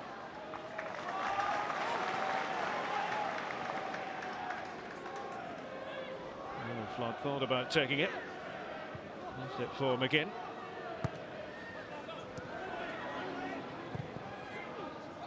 Followed by Hayes, Vernon. McManus clearing his lines. Ania. Touch wasn't ideal though. Logan. Now Robson. Pollett's gone into the centre. Defenders have been able to take charge for Motherwell. Hutchinson and McManus. Willow Flood. Now Mark Reynolds. Surely out of his defensive position. Here's Peter Pollett. It's one of the rare occasions Pollett's been able to turn. As Craig Reid ventured up the park. Ania, little lapse from the Aberdeen players. Reynolds, he has plenty of pace. Langfield, a bit disappointed with himself, Jamie Langfield. Slicing it out of play. News of a goal for Inverness, leading St Johnstone 1-0. It's Ryan Christie, young starlet, who has found the net. The battle for 5th there. Can mean around a difference of around £100,000 to one side or the other. I think more importantly for Inverness, just keep an eye on Christie. I think there's a real talent there. Here's Vernon. The adept at playing with his back to goal, Scott Vernon. Now space for Niall McGinn, and there's no offside flag. It's McGinn, but he couldn't get the shot off. Hutchinson was there to sweep up for Motherwell. He felt, though, that it ought to have been offside. Well, I think he's got a case. As you can see, no, the ball goes there. He's onside. It's a good decision by the referee's assistant. But this is a great recovering tackle. McGinn just delays the shot. And again, it's Hutchinson to the rescue. Good pace and good quality in the tackle. Well timed. Ross there, the assistant referee on the far side, who came in for criticism in the Edinburgh Derby a few weeks ago, but right up with play seconds ago. Robson. Vernon. Russell Anderson. Hollis coming out. Frantic action inside the box. Reynolds. Hollis fields it for Motherwell. A bit of goalmouth action here. Aberdeen just keeping the ball in the box. Motherwell just unable to clear. It's a little bit messy. I think the keeper does well in the end.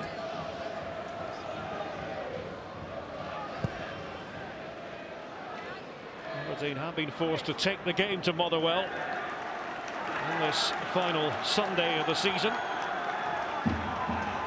Not always their preference, you've got to say. I think opponents, Gary, when you look at teams who have had success against Aberdeen, seem to favour the idea of sitting in themselves and letting Aberdeen do the legwork. Absolutely.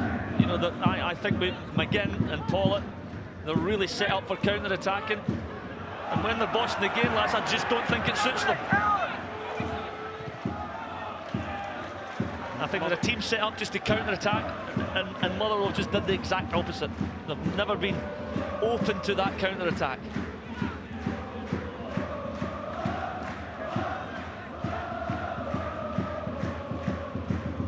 Hutchinson with the Motherwell throw. Here's Reynolds backpedaling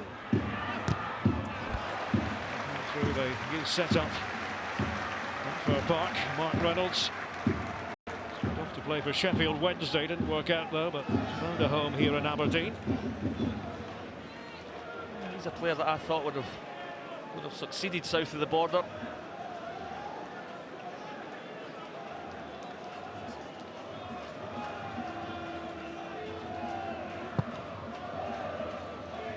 There's been a goal for the champions, Celtic. Anthony Stokes has scored it against Dundee United. 64 minutes, the time of the goal.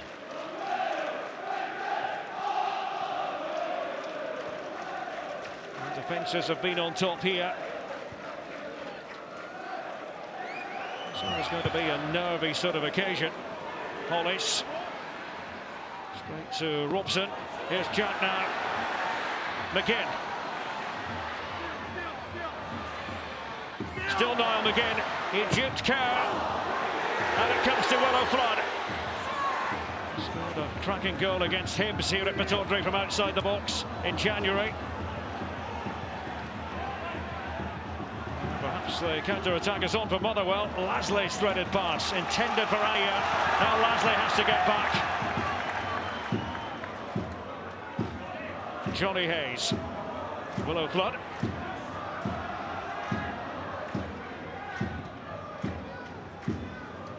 Good opportunity for Keith Lasley. Aberdeen were pushed forward. Just any little ball over the top.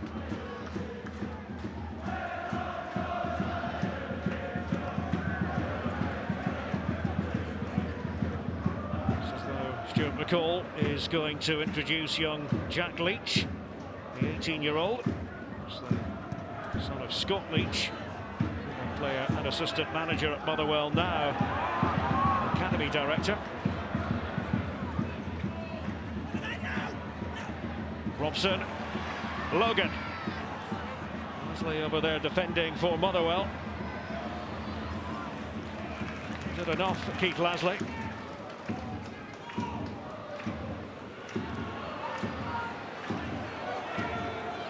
Sheldon Logan. Now Barry Robson giving it a hit. Ryan Jack. The best of touches. Away by Fraser Kerr for Motherwell.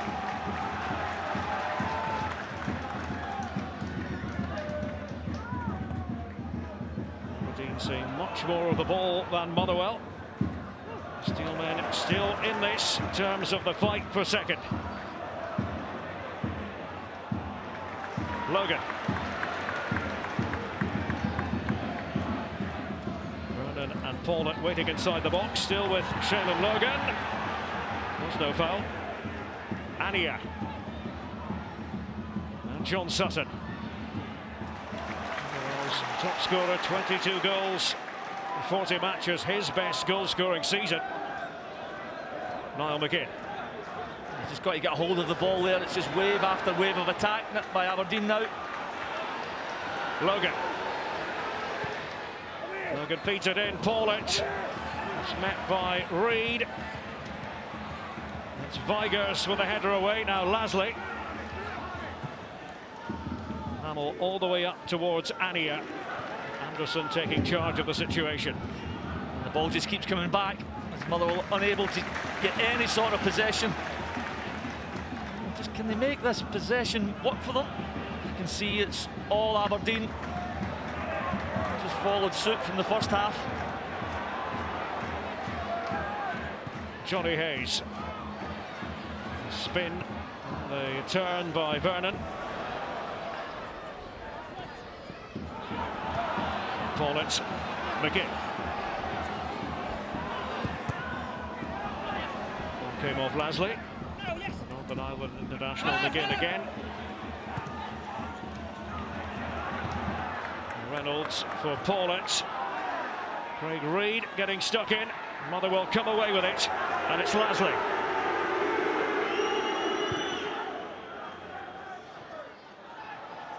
Has been able to get forwards on a few occasions on that right-hand side. He just hasn't got there often enough for me. He's not showed any great adventure at all. You know, we're getting close to 70 minutes. There's got to be a point in the game where Motherwell have to go for it. And they need to win.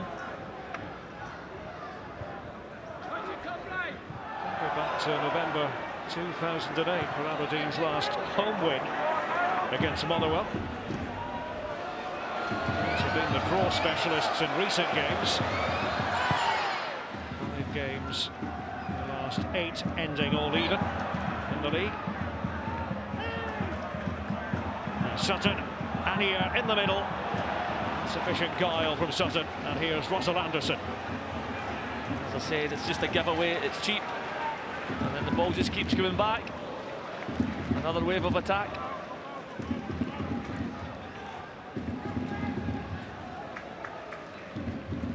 Logan. Zangol was back there helping out Hamill. Flood. Painstakingly building from the back again. Johnny Hayes can't come in handy as a left back going forward from this sort of position. Leslie winkling possession away from the Irishman, and Leslie is the recipient of the free kick. Yeah, and it's clever play by the captain.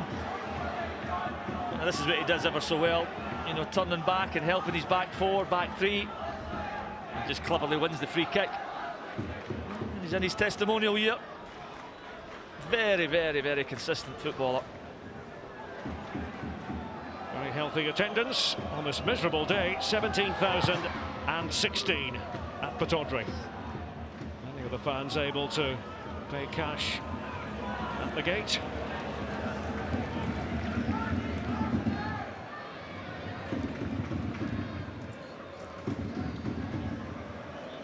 Vigurs has indicated that to go off. You can see he's just holding that right hamstring.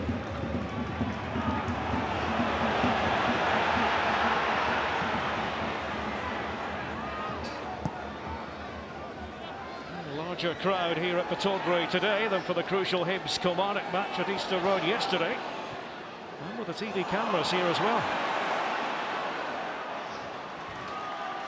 Here's Hayes. Now Jack.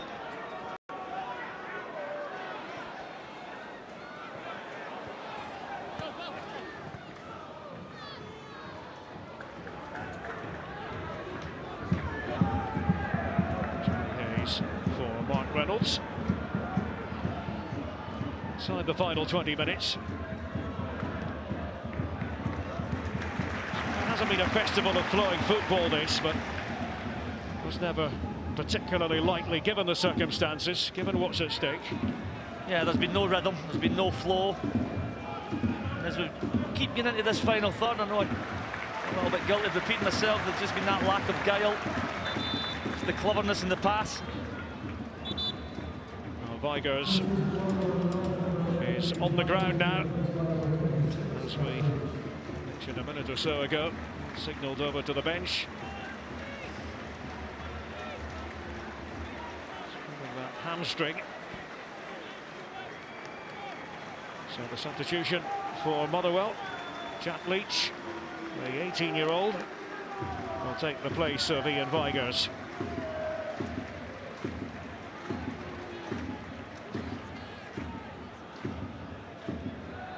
Tenth appearance of the season for Leach. Slot in there, the midfield positions. Paulett and McGinn was sort of gone. Yeah, just a little push in the back of Kerr.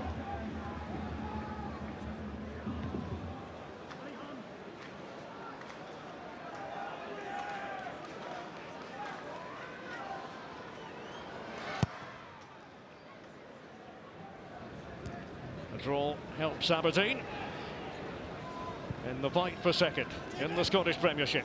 Off the head of Logan. It's going to be comfortable for Langfield. Direct ball from Jamie Langfield. Hutchinson. Now Keith Lasley. Yeah, Hutchinson's been excellent at the back for Motherwell. And again, given away cheaply. Lasley looking for the feet of Anya. He's looking to go in behind. Been the bogeyman as far as opposition fans are concerned, Keith Lasley. I've never quite understood why. He's a mild-mannered fellow off the pitch. Yeah. I just think it's the number of challenges, the number of tackles. puts through in a match. Very combative.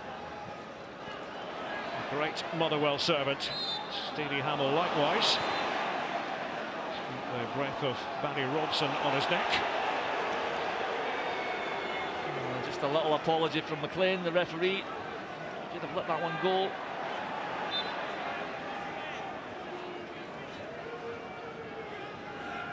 He's a decent game. No big decisions to make.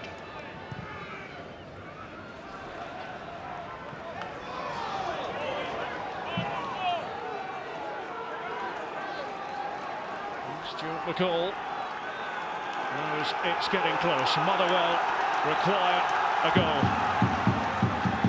Just a wee injection of noise from the Motherwell fans. They obviously know what's at stake. There needs to be a little bit more intensity. They need to go for it now. 15 minutes to go, 16 minutes. Motherwell supporters right behind their side. And the drummer still giving it loudly. Turned out of play by McManus. It is going to be James McFadden time. Well, we know he's capable. He can produce that little bit of magic. The game's desperate for it, to be fair.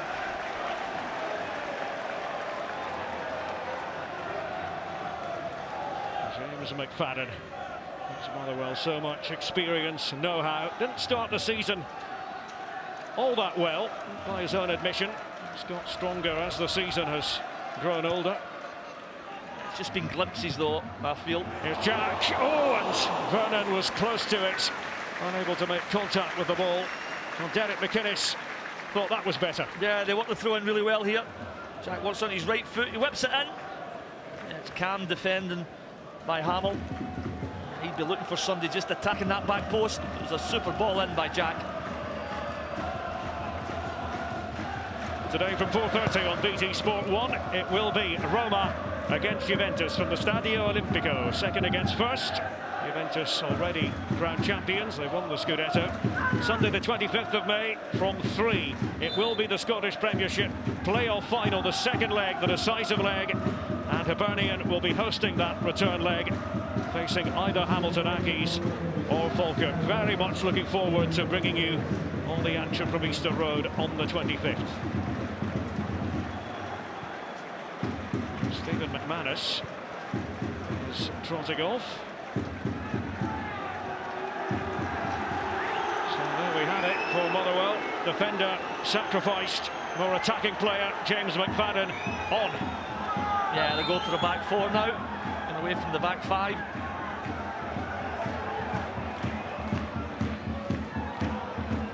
You just hope McFadden gets a bit of freedom to go and produce something.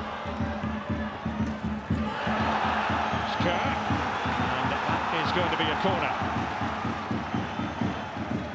Motherwell trying to ratchet things up. First Motherwell corner of the game. Will be Leach to take it. Jack Leach.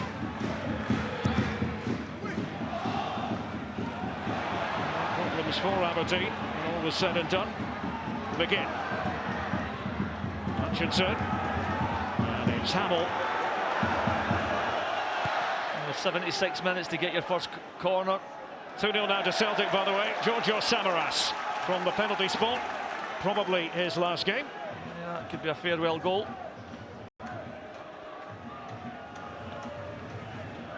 Celtic 2, Dundee United 0 in that match. Still waiting for the first goal in this contest.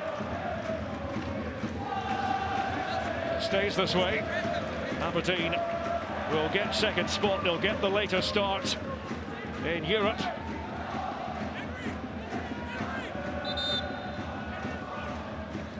It's already been a season for silverware here in the Silver City. And they have the signs on the silver position in the table. Jack Hayes.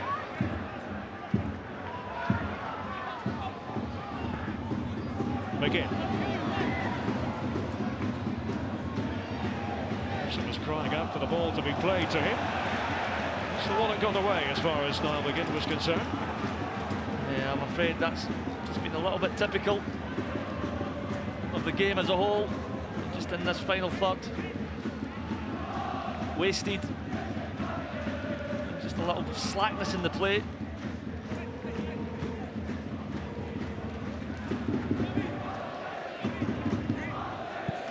Plenty of musical accompaniment to the proceedings here at Pittodrie today.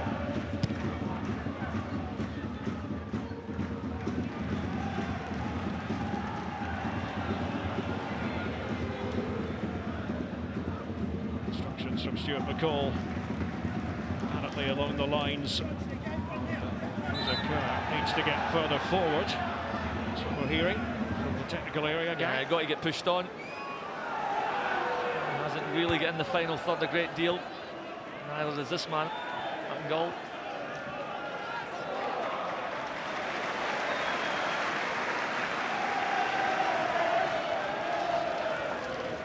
Aberdeen trying to see this out. Dundee United, meanwhile, have pulled one back. An own goal against Filip Twardzik,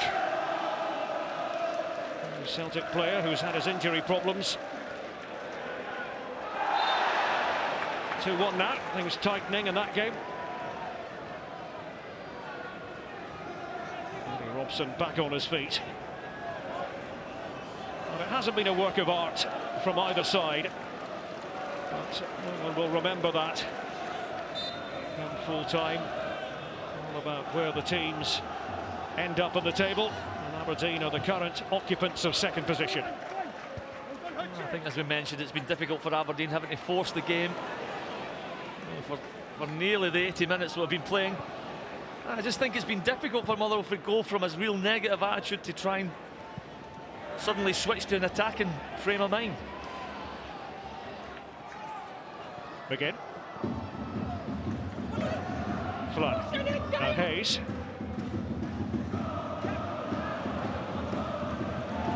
Aberdeen find the goal that would just put the exclamation mark on it.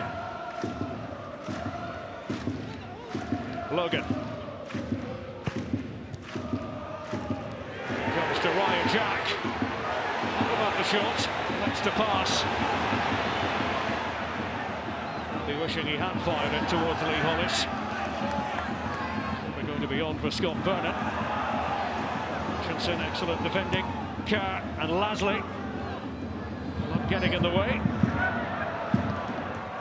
Kerr's pass, Ania. Estonia, number 24, of course the original number of Henrik Oyama, his fellow countryman. The two of them grew up playing football together in Estonia as boys.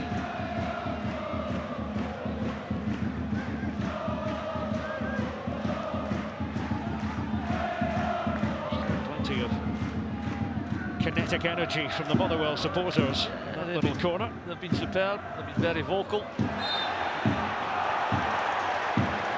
Vocal and rather demonstrative now, following that decision.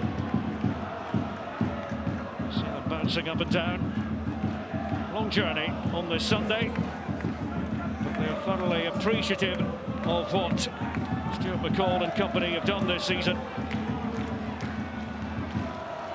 3-1 now to Celtic, and who else? Chris Commons with the third goal of record. Might just put that to bed. Just mean another Celtic victory.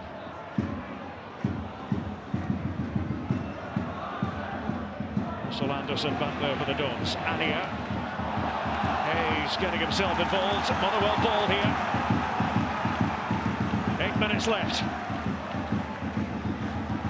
Motherwell have to win.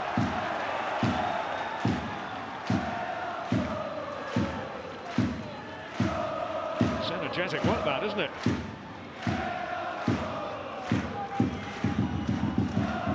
McFadden, oblivious to it all.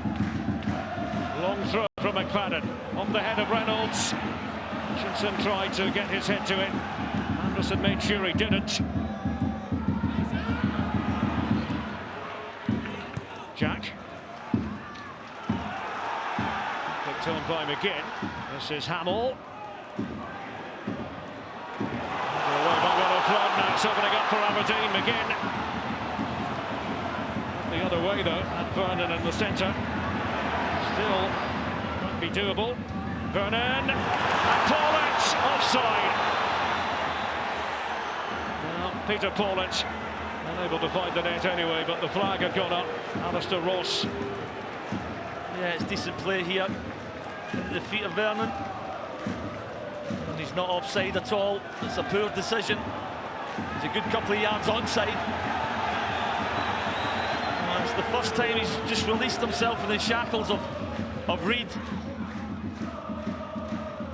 As you said, Gary, he was clearly onside.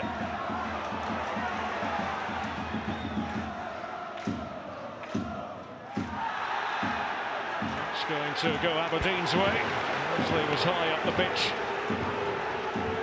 So Anderson not too happy about something. Well, to answer that question, this is why he's not every set of fans most liked player. Yeah.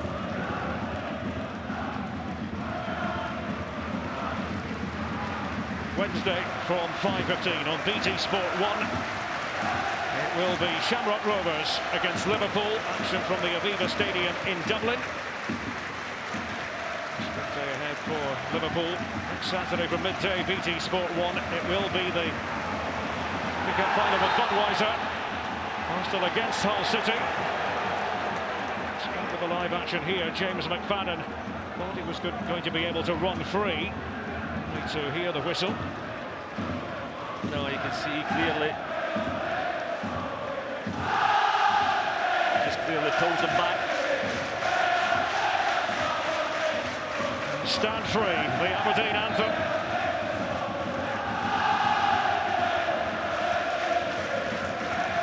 A little bit more than 5 minutes left. Aberdeen nearly over the line. But a goal for Motherwell and everything would change.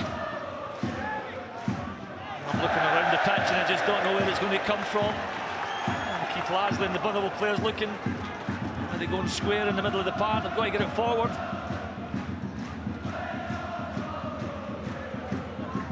Don't forget, coming up on Wednesday from 10 on BT Sport 1, it's our FA Cup final mashup. 56 goals, 2 red cards, 2 penalty shootouts, the best moments from 24 cup finals in real time over 90 minutes and extra time as well. You can see that on all the programmes through the BT Sport app and btsport.com. Are we in for a furious finish? That's the last day, the regular portion of the Premiership season. Derek McInnes and Aberdeen holding on to second place. Fairly calm, and so he should be. I don't think Langfield's touched the ball on many occasions this half. Hutchinson, the pressure being kept high by McGinn.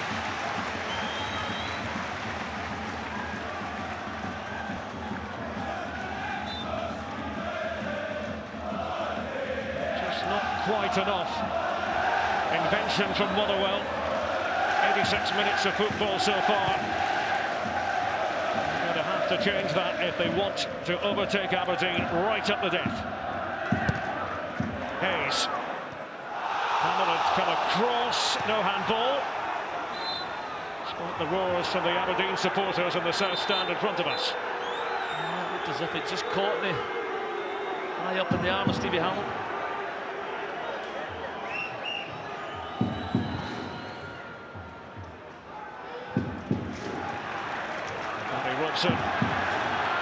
Chase back for Hamill.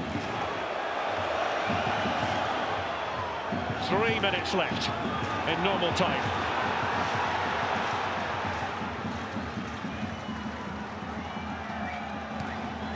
It's a Zangol. Shalem Logan. Nervous stab into the main stand by Logan. Yeah, and at last, a little bit of urgency, a little bit of intensity from Motherwell. James McFadden. Just emerged as a footballer wearing the colours of Motherwell. To help out the club.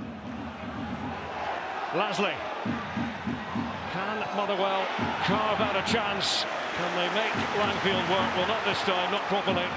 Langfield forwards. Hamill's the only one back for Motherwell. Again was chasing Hollis. Doing it off. Yeah, they were 1 for 1 at the end. And Hollis just sweeping up at the back. Aberdeen inching ever closer.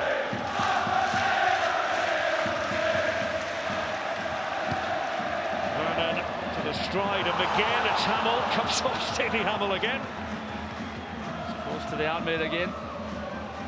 A little tinge of disappointment from the Motherwell players. They've not really performed today. I can understand their tactic early in the first half and even the first 45. And they've just found it hard trying to switch from being ultra defensive, you know, to attack minded.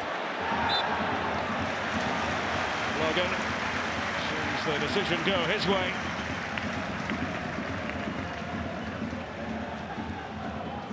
Stuart McCall and Motherwell running out of time.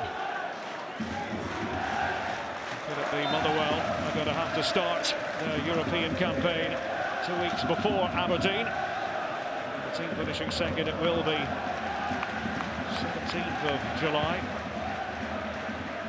End of July if you end up third. It's a considerable difference of just £250,000 in terms of second versus third. Indications are we're not going to have an awful lot of added time, just perhaps 1 minute. I'll confirm that for you shortly. Lasley. Anderson. His 400th Aberdeen appearance. Yeah, alongside Reynolds, Anderson's been outstanding this season as well. Moving freely, is he, Russell Anderson? Hobbling noticeably. Right on 90 minutes now, it will be just the 1 minute of additional time.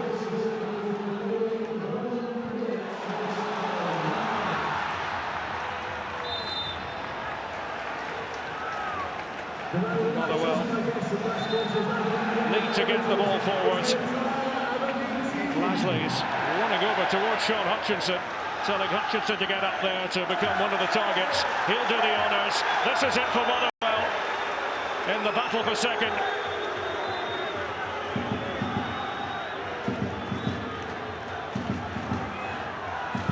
Lasley. Jamie Langfield, he couldn't get there. Sutton! And is it going to go over the line? Surely, yes, it does! A call for Motherwell right at the death. Craig Reed! It's unbelievable stuff! I cannot catch my breath. Motherwell have snatched it in added time at the end of the game on the last day of the season. Second place, surely, for the Steelmen. Oh, and it's just one big straight ball into the box. I thought there was a little infringement on the keeper. It comes off the bar. Then there's a handball. Who actually gets that across the line? Oh, it's Craig Reed that gets the goal. Oh, and he's been the defensive linchpin the whole game. Gets himself forward and then just forces it over the line. But it was a handball. I thought it was a foul on the keeper here. I think Sutton goes into the keeper. Oh, and this game just never stops surprising you.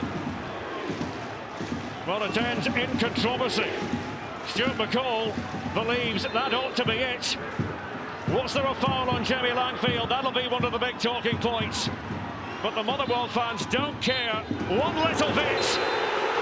On the final day, all is well for the Steelmen in the battle for second. Motherwell have overtaken Aberdeen. Scenes of jubilation.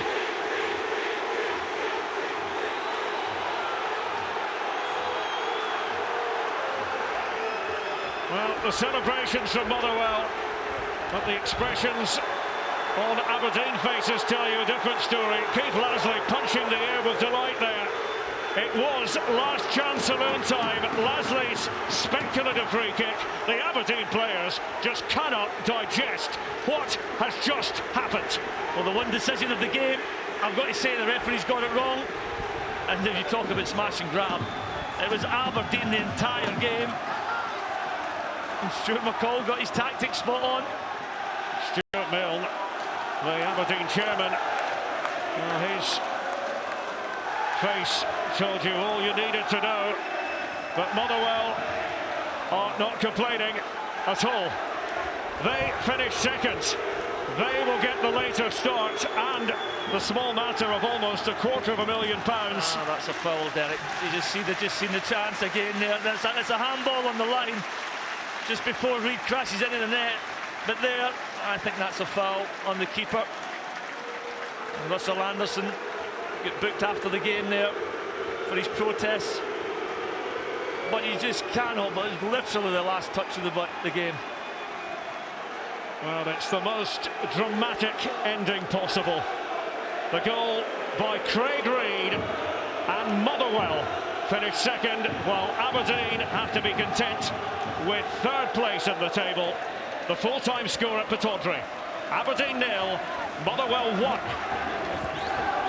Derek, Gary, many thanks indeed. The Motherwell fans just a stone's throw from us, absolutely in jubilation. They did not see that coming, but they were there in great voice all the way to the very end of the match. And my word, that travelling support was rewarded. Of all men, Craig Reid popped up with the vital goal. He's only been at the club a matter of months, but he has made the biggest difference on the biggest day for Stuart McCall.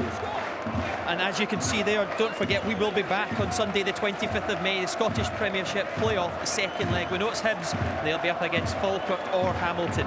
But just look at these scenes for Motherwell. This just caps an unbelievable season for Stuart McCall. He lost a number of players last summer. His budget is the lowest in the top six as well. Everyone was talking about Aberdeen and what happened so far this season for Derek McInnes, but it's Motherwell celebrating in the end. And I can tell you, it doesn't look like Derek McInnes is at all happy with the referee Stephen McLean at the end of that game either. A bit of controversy, as you heard the guy say. John Sutton, did he foul the goalkeeper there? It doesn't matter to Motherwell or their fans, because they are over the moon. They have done it, and they have finished second again. And it was a moment right at the end that decided the match. Craig Reid with the goal. Lots to look back on and talk with Gordon Strachan and Stephen Craigan next.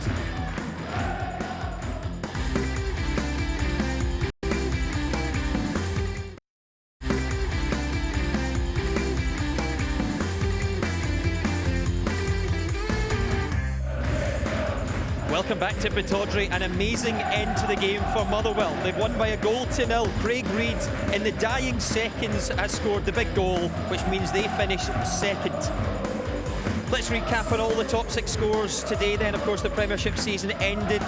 As you can see, Motherwell, our game, big win for them. Celtic, the champions, will lift the title today as well. They've won by 3-1. Stoke scored there, as did Commons again, and Samaras too. I wonder if that might be a goodbye moment for him. And Inverness 2-0 winners over St Johnstone. St Johnstone and Dundee United, of course, are heading to the cup final.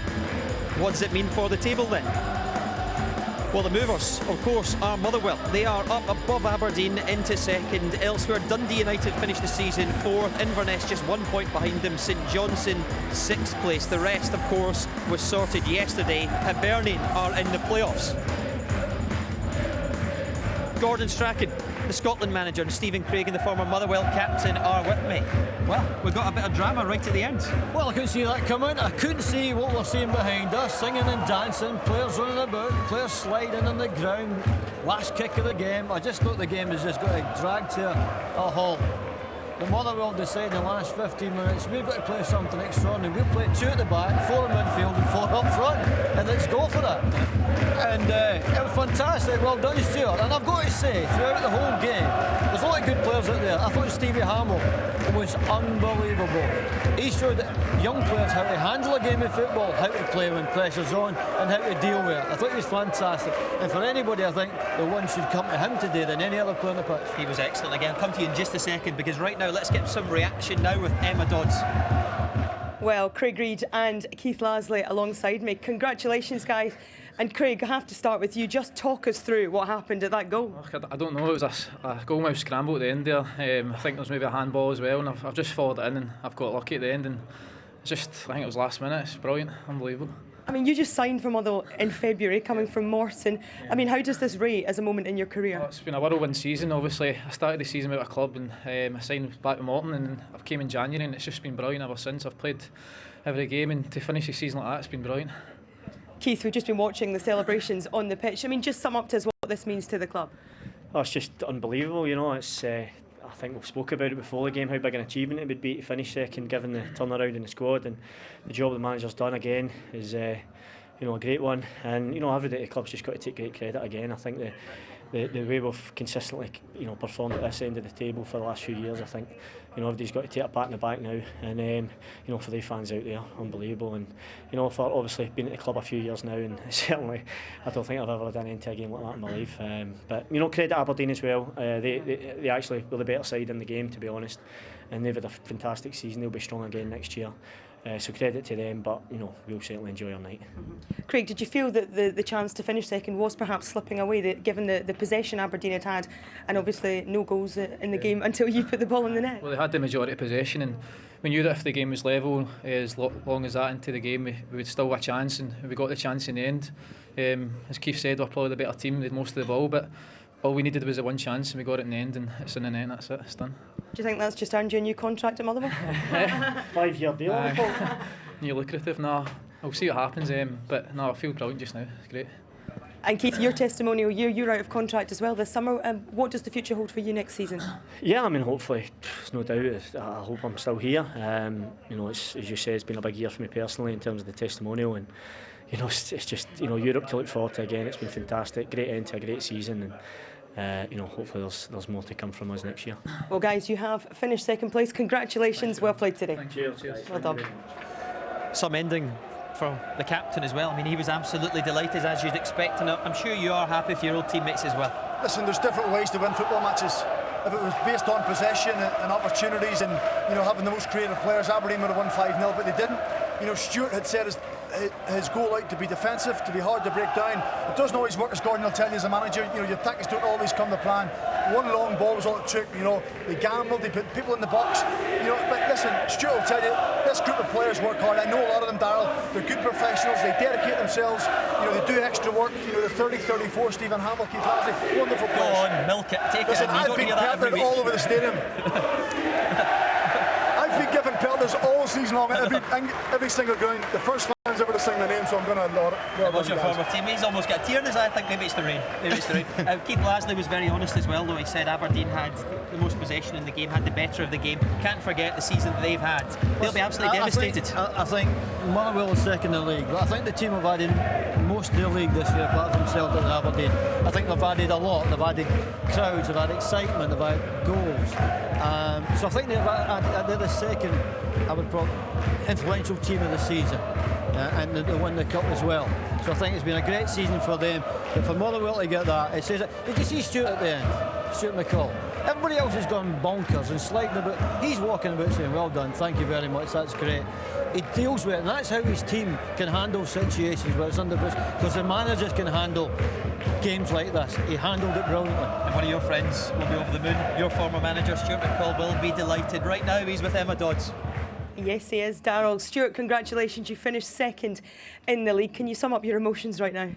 Just really proud of the players. Wasn't the best performance today. We stayed in the game. That was a game plan. And to get a goal like that, listen, we might have been lucky today, but I don't think it's anything that we've not deserved throughout the season. We can point to lots of things. So today we got a bit of luck that we needed and we were desperate for. But I think the effort of the group of players in there merits them where they finished today. We joked before the game about your 5.5-year unbeaten record here. Is this a bigger achievement, though, than finishing second last season? Oh, 100%, without a doubt. Getting to Europe this year was as big achievement as last year. But to that, I think it was 22 victories this season with the group of boys we've got. Nothing but pride, delight, obviously. Aberdeen have had a terrific season, and credit to them. But it was a tight game today. We defended well when we needed to, and obviously got the goal just at the right time. And just a word on your goal scorer, you only signed in February from Morton as cover as well, wasn't it? Well, that's the biggest shock. The lads have just told me it was Reedy that scored. That's incredible. So, but he's put a great shift in us since he's been here, and we've offered him a couple of years deal, and hopefully he'll be signing that. There was a big turnover in players last summer. I mean, do you expect something similar this summer? I don't know. I think we'll keep the majority of the squad together. Obviously, we'll lose 2 or 3, but it won't be as big as last season. And now we get an extra 2 weeks off, which is a massive thing for the lads and for the staff. Well, congratulations again, Stuart, and thank you for your time. Thank you very much. He's had a great season, and so has Emma Dodds. I should tell you, that's her last interview with us because she is heading off to pastures new, and she will be missed. Well done. Everyone in this team today is taking it in and having a wee wave and a smile and everything else. We will miss her. The goal, the moment of controversy, fantastic moment from Motherwell, but Aberdeen will be furious because they thought there should have been a foul in the build-up. When it first went, I thought, no, there's not been a shot because nobody seemed to complain. Then we look at it again, we think, yeah, there is a bit of a problem here. I think Stevens noticed it first. He's led with his arm, and really it should be a foul. And then the man who scores is the man who didn't have a contract 4 months ago. So we're talking about a fairy tale ending for the old man. I mean, when the more you look at it, the more the push it is. That'll be a disappointing thing for Derek McInnes. One, it's a foul, but a simple, straightforward punt into the box. We'll call it a punt from Keith Lasley. He will expect that his goalkeeper and his defenders possibly do maybe just to defend it a little bit better. However, it's a clear foul. John Sutton, he's a strong boy. He's led with his arm. Could Mark Reynolds maybe have blocked John Sutton off to try and save that run, getting to the goalkeeper? However, once it hits a crossbar, it's anybody's game. Mark Reynolds handball should have been sent off, should have been a penalty, but in the end, Motherwell, got the little bit of luck that Stuart McCall spoke about. What an unbelievable season for Motherwell. Devastation for Aberdeen. We are fast running out of time, I have to tell you, but let me tell you, coming up next, Paderborn against Allen. That's Bundesliga 2. If Paderborn win that game, they will be promoted to the Bundesliga. Massive day for them. Gentlemen, thank you very much. Enjoyed your time. Thank you. We have weathered the conditions well. It's been some season. Thanks for joining us all season long.